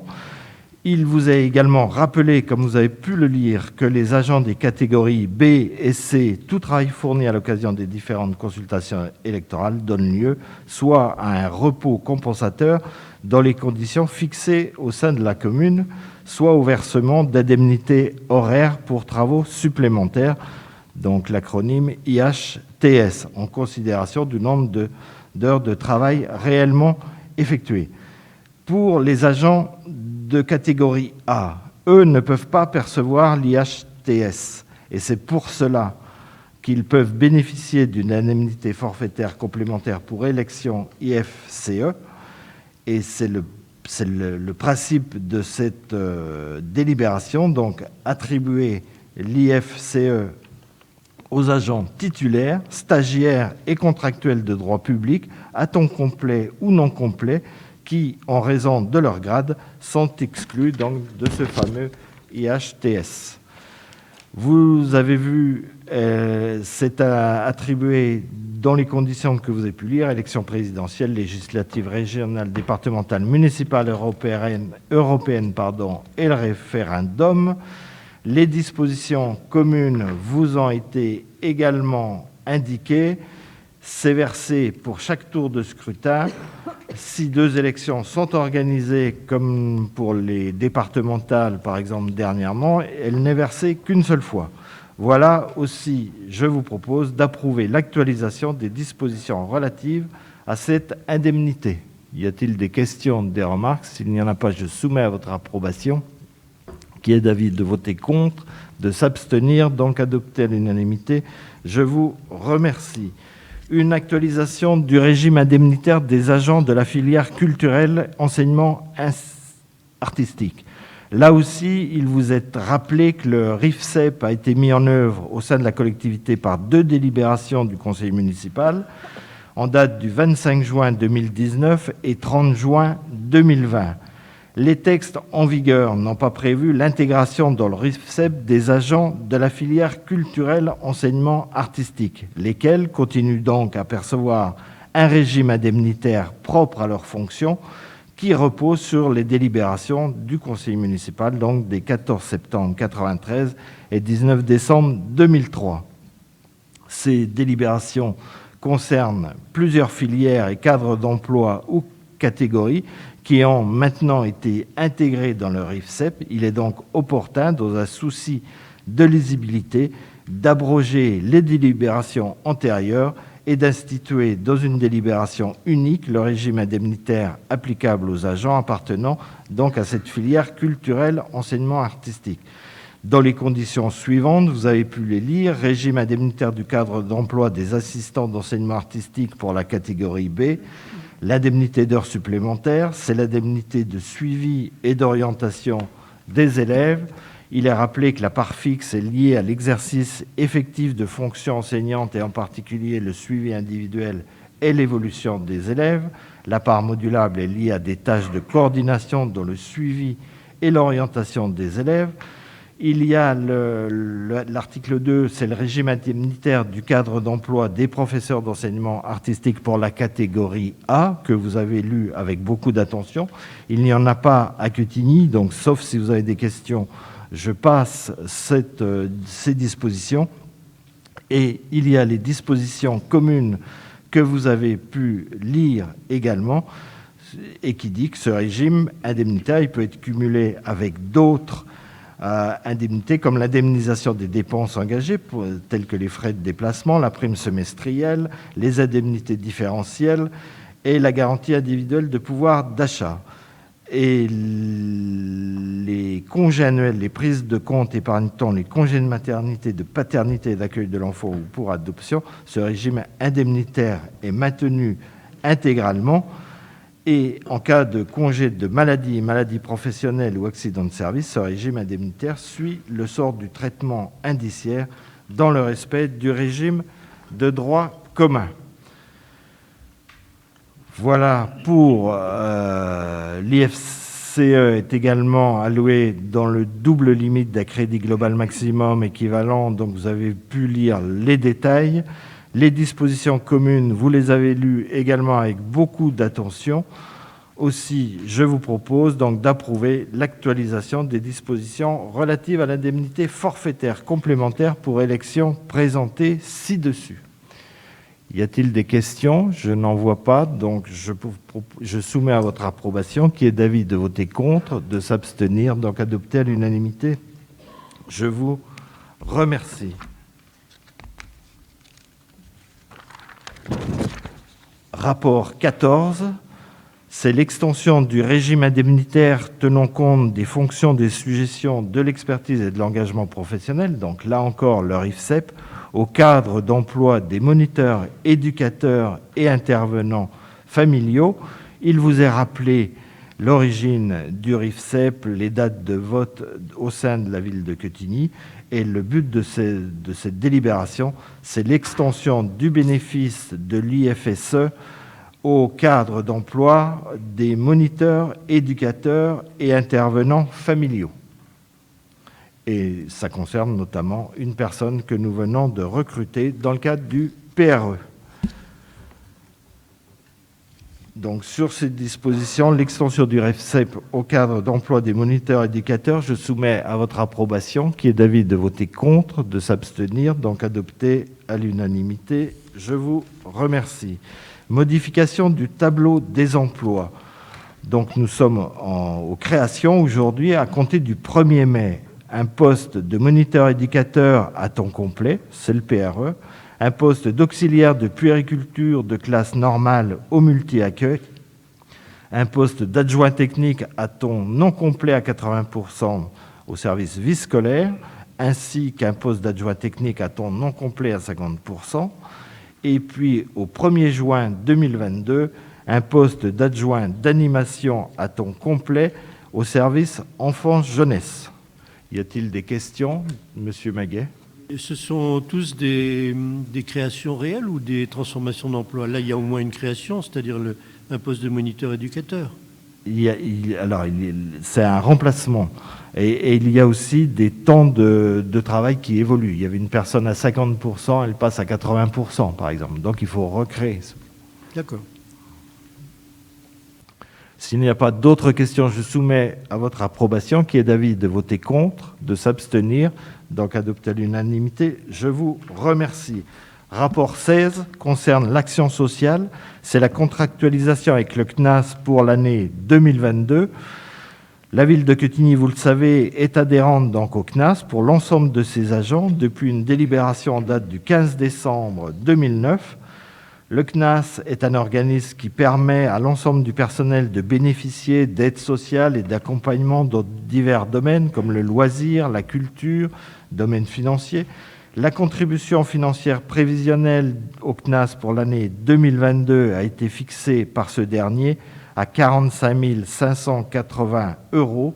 Ce montant est établi sur une base forfaitaire multipliée par le nombre de bénéficiaires, donc d'agents adhérents, et sera donc susceptible d'évoluer au cours de l'année en fonction, évidemment, des mouvements de personnel.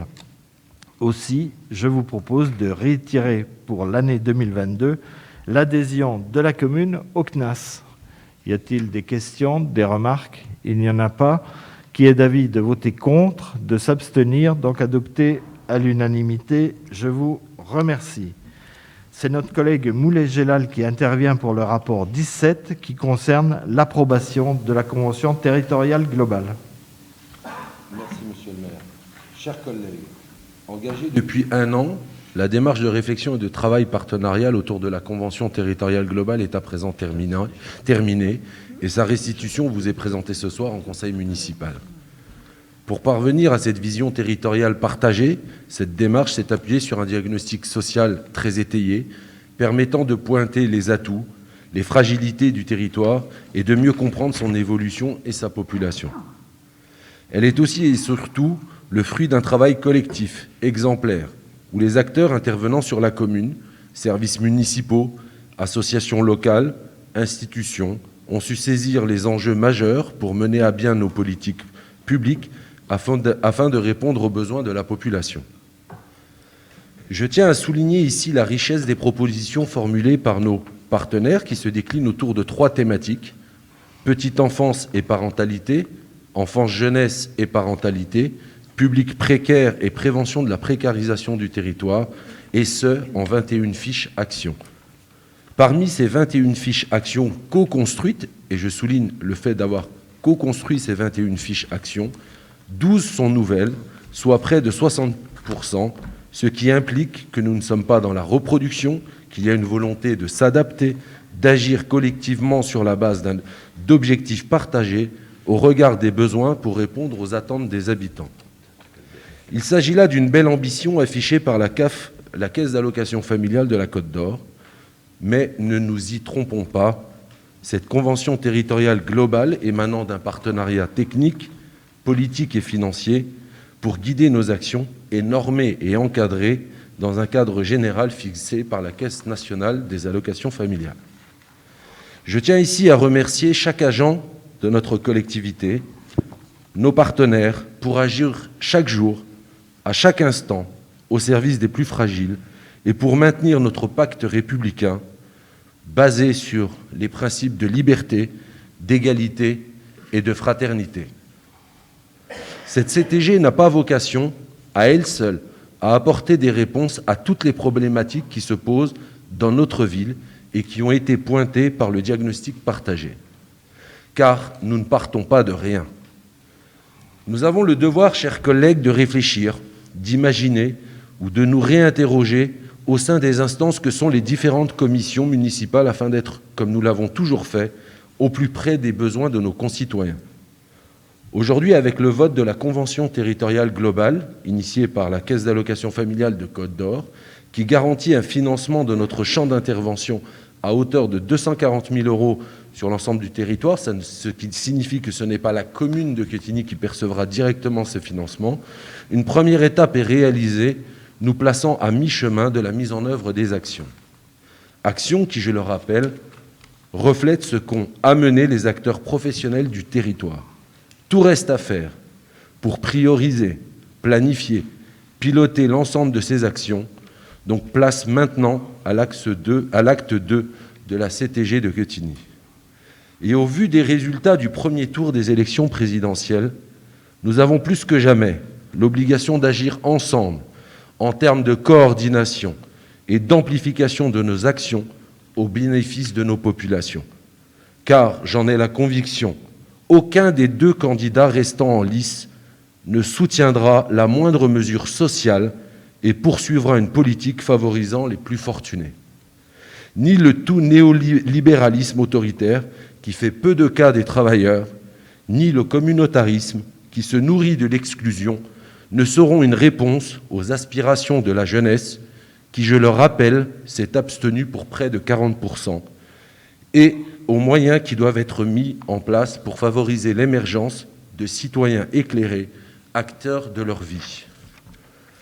Par conséquent, cette CTG nous oblige à guider l'action de l'ensemble des partenaires sociaux et institutionnels de Quetigny sur la base d'objectifs partagés clairement définie dans une feuille de route élaborée pour les 4 prochaines années. À poser les bases d'un partenariat efficace sur des champs d'intervention partagés. Elle structure les schémas des actions et définit le rôle de chacun à l'image des déclinaisons opérationnelles que sont les fiches actions. À placer l'individu au cœur de notre démarche dans le respect de ses droits les plus précieux. Vous l'aurez compris, chers collègues, c'est une réelle dynamique de solidarité, de lien social et de citoyenneté qui est en route, en conjugaison avec ce qui est fait au quotidien. À nous de porter encore davantage et de la faire vivre au quotidien. C'est pour cela qu'il vous est proposé d'approuver la convention territoriale globale initiée par la Caisse d'allocation familiale de Côte d'Or et d'autoriser à cet effet, Monsieur le maire, à signer tout acte à intervenir pour son application. Merci Moulet pour cette présentation. Y a-t-il des interventions? Monsieur Maguet. Quelques remarques. Les chiffres utilisés pour le diagnostic nous paraissent anciens. INSEE 2017, ils sont parfois actualisés à 2019 pour certains d'entre eux, notamment la source de la Caisse d'allocation familiale. Mais d'une façon générale, quelle est leur validité actuelle, surtout après 2 années de pandémie? Les chiffres généraux sont déjà présents dans l'analyse des besoins sociaux dont la synthèse a été présentée en novembre 2020. C'est un fait un peu millefeuille. Nous approuvons particulièrement certains points dans les constats et les actions envisagées. Les enjeux nous paraissent bien définis.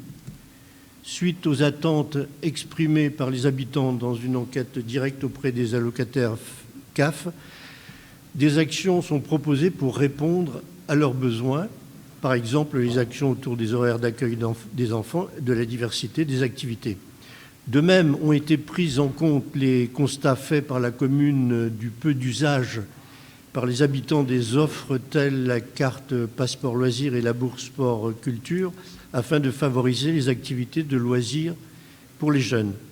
Nous pensons que l'idée de nouvelles pratiques destinées aux jeunes pour favoriser l'émergence des pratiques non encadrées, c'est la fiche action numéro 14, est une ouverture aux besoins de la jeunesse d'avoir des lieux de socialisation et de pratiques sportives, artistiques hors cadre traditionnel, ouverts aux pratiques culturelles des jeunes.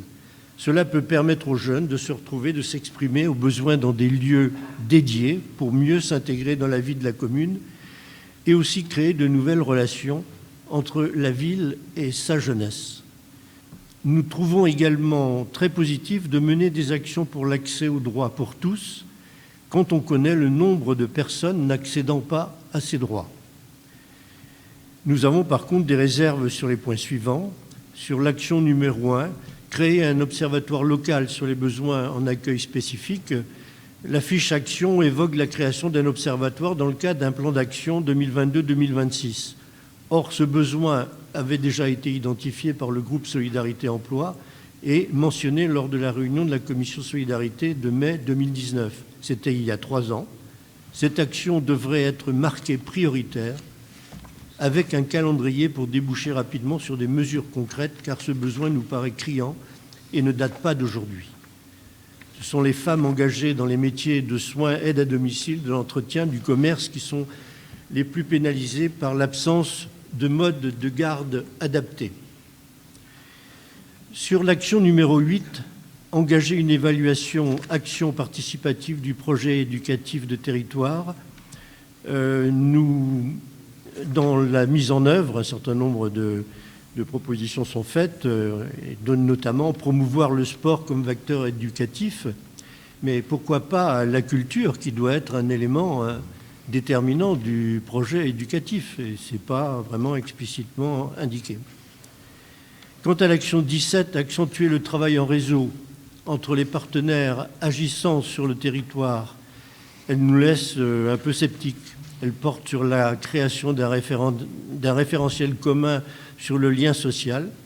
Ce travail en réseau nous paraît assez abstrait et un peu usine à gaz. Mais bon, en conclusion, nous voterons pour cette CTG. Nous comptons bien que certaines mesures seront mises en œuvre rapidement au vu de leur urgence. Merci. Alors, il y a beaucoup d'actions qui sont déjà en œuvre.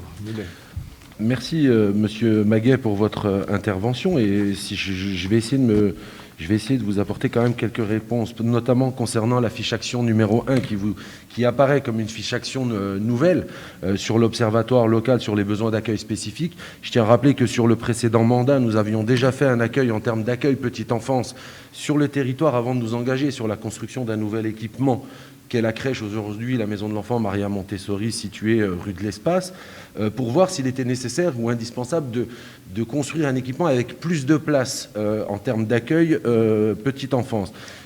Donc ce diagnostic a relevé énormément de points, comme celui de l'accueil à des horaires décalés et atypiques, favorisant l'insertion aussi professionnelle. Il s'avère que nous avons en soutien une association, nous avions à l'époque, c'était l'Ajax CSF, qui n'est plus aujourd'hui en fonction pour des raisons qui les concernent.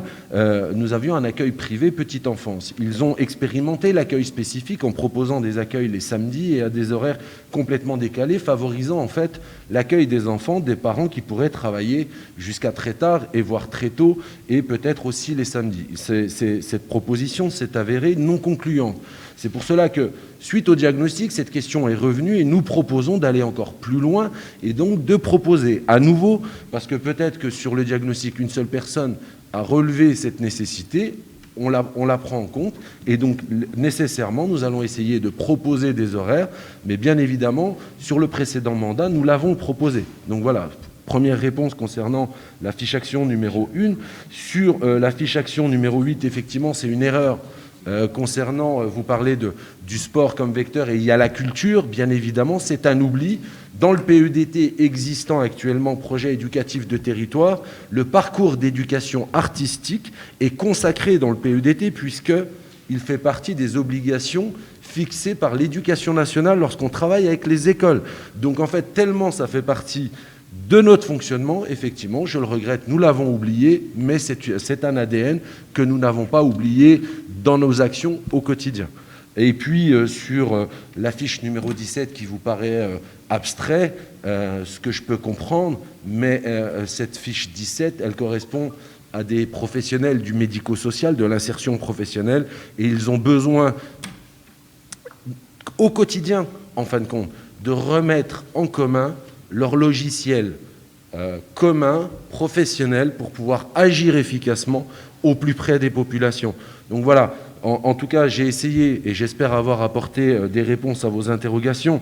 Ce que je tiens à souligner quand même, c'est que c'est le fruit véritablement d'un travail de qualité qui a été fourni par l'ensemble des professionnels agissant sur le territoire, qu'ils soient municipaux, qu'ils soient institutionnels, et aussi militants associatifs sur notre territoire, parce que nous avons la chance d'avoir un tissu associatif très fort. Et j'en profite aussi pour remercier le fait, parce que j'ai le plaisir, l'honneur de présenter cette CTG, mais je ne pourrais pas la présenter si nous n'avions pas des services et des agents municipaux à nos côtés, et en particulier le directeur du pôle action éducative qui a su aussi piloter en lien avec la caisse d'allocation familiale de Côte-d'Or et le cabinet technicité pour mener à bien et avoir un document aujourd'hui qui correspond. Et je l'espère, dès le mois de juin, en tout cas, l'échéancier sera mis en route et je reviendrai vers vous au sein de la commission municipale action éducative pour vous présenter l'échéancier avec, bien évidemment, les étapes évaluation. Merci. Y a-t-il d'autres interventions ?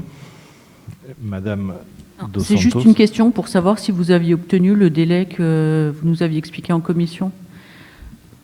Alors, le délai pour en fait la renégociation du projet éducatif de territoire, c'est en cours, il est en bonne voie. On devrait pouvoir obtenir un délai, mais attendons la réponse. En tout cas, nous sommes sur le pont et nous serons nul doute entendus.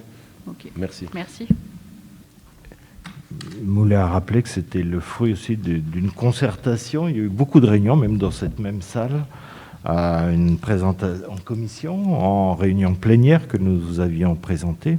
Et la liste que j'ai l'honneur de conduire s'est réunie plusieurs fois, effectivement. Ça a été un travail intéressant qui permet de revoir et de se reposer les questions et de se remettre en cause, effectivement.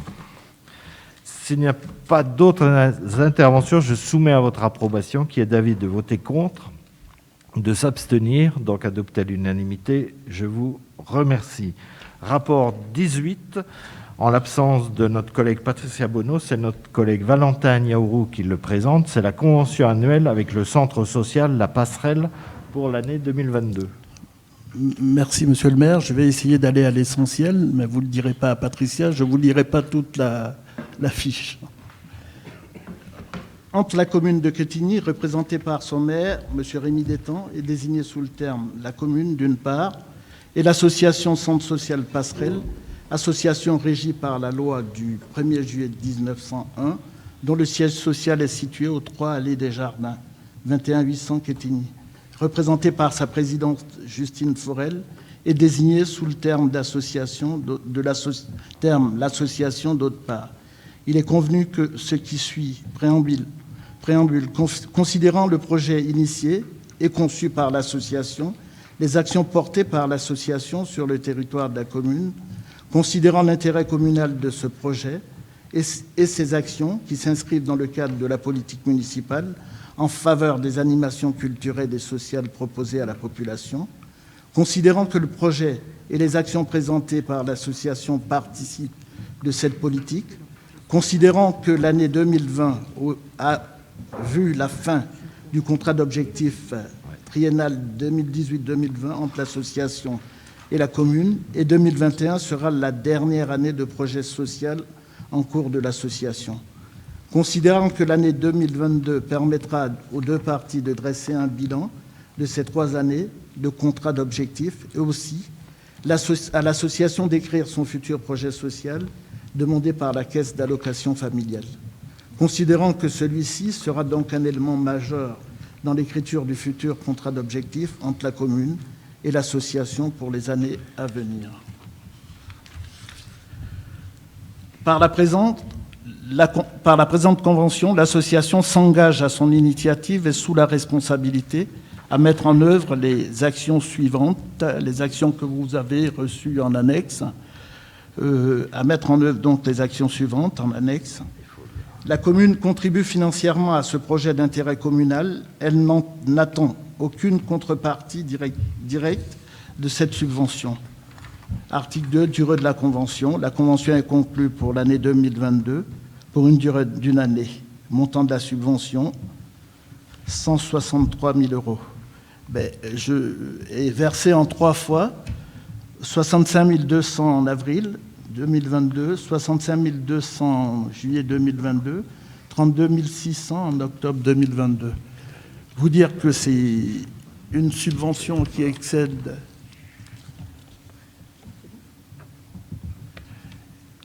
Non, je n'ai pas fini. Ah, tu n'as pas fini. Une subvention qui excède 23 000 € et 27 000 €. Oui, c'est 23 000 €. Donc, qui a besoin d'être présenté en conseil municipal. Et sachant aussi qu'il y a un contrat d'objectif qui lie l'association à la passerelle à la ville de Quetigny, et ce contrat d'objectif est revu à chaque année avec la ville pour vraiment constater la réalité de sa réalisation. Voilà. Si vous avez des questions. Merci pour cette présentation complète. Y a-t-il des questions, des remarques? Je n'en vois pas. Donc, je soumets à votre approbation donc cette convention annuelle pour le centre social La Passerelle. Y a-t-il des votes contre, des abstentions? Donc, adopté à l'unanimité. Je vous remercie. Rapport numéro 19, tu peux même nous faire la synthèse du... Oui, donc il s'agit aussi, pour vous dire, d'un classique aussi, hein, qui est présenté chaque année en conseil pour, je dirais, validation, passer en revue les conventions. Donc quand l'ASQ, qui a en charge 14 sections sur Quetigny, et qui, avec brio, réalise l'animation de la ville. Et la ville, il est conclu une convention une convention annuelle aussi, et qui est sujette au versement d'une subvention pour l'année 2022 d'une contribution financière de 218 000 euros et en investissement pour un montant de 6 300 euros pour l'acquisition du matériel et équipement. Alors, les versements se font en 2 fois, là en l'occurrence, 109 000 euros qui seront effectués en juillet 2022, un versement de 109 000 euros aussi qui sera effectué en septembre 2022. Voilà, donc l'ASQ aussi remplit pleinement son rôle. La relation n'est pas régie par un contrat d'objectif, mais la relation est suivie quand même et au quotidien, on essaie de travailler avec eux pour qu'ils réalisent aussi les objectifs, pour qu'ils réalisent nos attentes. Voilà. Merci. L'ASQ, un acteur important effectivement d'animation sur la ville, dont on salue le président Jean-Marie Raynal. Y a-t-il des interventions? Il n'y en a pas. Je soumets à votre approbation, qui est d'avis de voter contre, de s'abstenir, donc adopté là aussi à l'unanimité. Je vous remercie. Rapport numéro 20, c'est notre collègue Sandrine Mutin qui nous le présente, c'est le renouvellement des licences d'entrepreneurs de spectacle. Merci Rémi. Depuis le 1er octobre 2019, le décret numéro 2019-1004 du 27 septembre 2019 a transformé le régime des licences d'entrepreneurs de spectacles vivants vers un système de déclaration préalable de l'activité d'entrepreneur de spectacles vivants, de producteurs, diffuseurs, entrepreneurs de tournée, exploitants de lieux de spectacle valables pour une durée de 5 ans. Les précédentes licences accordées par la Direction régionale des affaires culturelles, la DRAC, de Bourgogne-Franche-Comté en juin 2019 à M. Rémi Détang, en tant que maire, vont arriver bientôt à échéance, la durée actuelle étant alors de 3 ans. Afin de pouvoir organiser plus de 6 spectacles par an avec des artistes professionnels, la mairie de Quetigny doit donc maintenant procéder à une déclaration en ligne, demande de renouvellement pour les 3 catégories d'activités existantes. Catégorie 1, c'est les exploitants de lieux de spectacle vivants aménagés pour des représentations publiques. Catégorie 2, c'est les producteurs de spectacles ou entrepreneurs de tournée qui ont la responsabilité d'un spectacle et notamment celle d'employeurs à l'égard du plateau artistique. Catégorie 3, les diffuseurs de spectacles qui ont la charge, dans le cadre d'un contrat, de l'accueil, du public, de la billetterie et de la sécurité des spectacles, et les entrepreneurs de tournée qui n'ont pas la responsabilité d'employeur à l'égard du plateau artistique. Il est proposé au conseil municipal d'autoriser le maire à procéder à la déclaration en ligne, donc la demande de renouvellement, des licences d'entrepreneurs des spectacles pour les 3 catégories présentées ci-dessus, et d'autoriser monsieur le maire à signer tout acte à intervenir pour l'application de cette délibération. Merci. Merci. Y a-t-il des questions, des remarques? Acceptez-vous de faire de moi donc un entrepreneur de spectacle? Y a-t-il des votes contre, des abstentions? Donc adopté à l'unanimité. Je vous remercie. Rapport numéro 21 que nous connaissons puisqu'il a été présenté, mais Catherine va nous préciser pourquoi nous le repassons. Donc c'est l'adhésion au réseau francophone des villes amies des aînés. Oui, donc ça va aller très très vite puisque c'est juste pour dire que donc la présente délibération annule et remplace la délibération du conseil municipal pour l'adhésion au réseau francophone des villes amies des aînés qui était en date du 8 février 2022, uniquement parce que nous avions mis que la cotisation était de 315 € alors qu'elle est de 350 € pour l'année 2022. Tout le reste complètement inchangé. Merci. Y a-t-il des questions, des remarques? Il n'y en a pas. Je soumets à votre autorisation. Donc, qui est d'avis de voter contre, de s'abstenir, adopté à l'unanimité. Vous avez après les informations donc du maire, les renouvellements à différentes associations, les demandes de subventions, une défense des intérêts de la ville et la mise à disposition de locaux à titre gratuit pour une association, là aussi importante, qui assiste les enfants autistes, notamment. Et puis, un dernier point, M. Maguet avait inscrit une réponse, une question plutôt, et je vais donner la réponse. Donc, M. Maguet, je vous propose de lire votre question. Oui, c'est une question orale qui concerne donc les difficultés sur le chauffage des immeubles HLM de Fontaine-Village. Donc, Monsieur le maire, lors du conseil municipal du 8 février,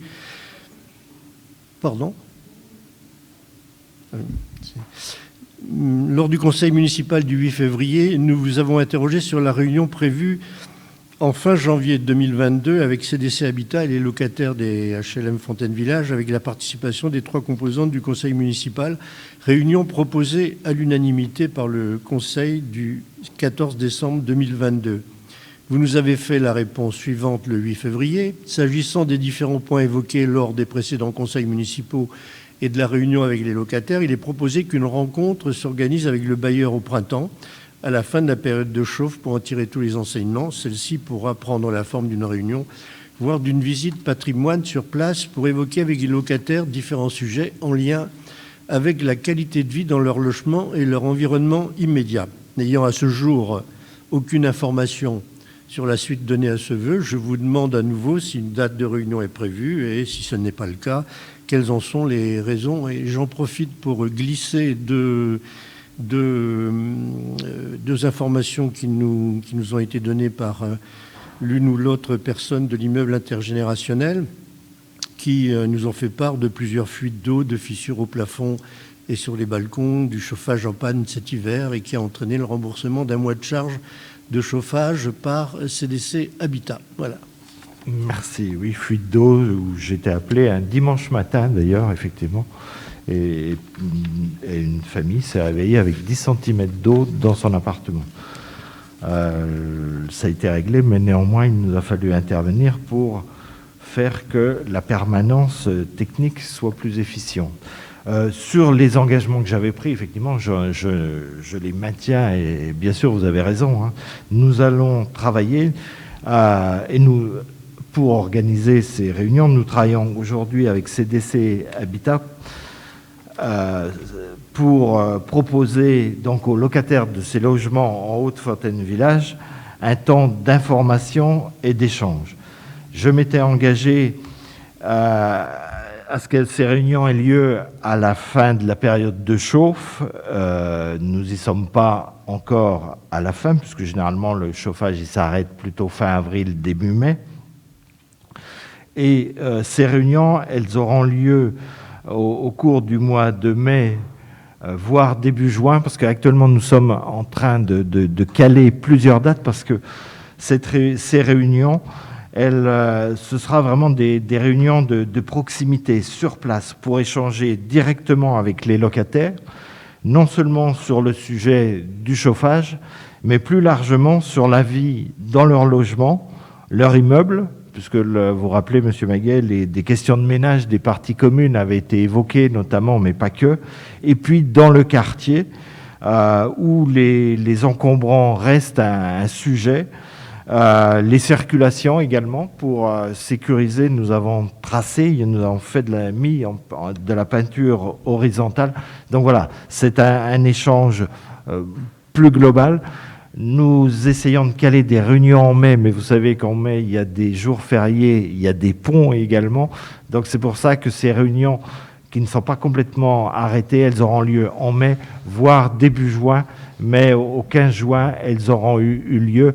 Et l'intérêt, c'est qu'effectivement, la période de chauffe sera terminée, ce qui permettra de faire un bilan complet depuis le mois de janvier, le mois de décembre même, où les chaudières ont été changées. Mais c'est un engagement que j'ai pris, je le tiendrai évidemment.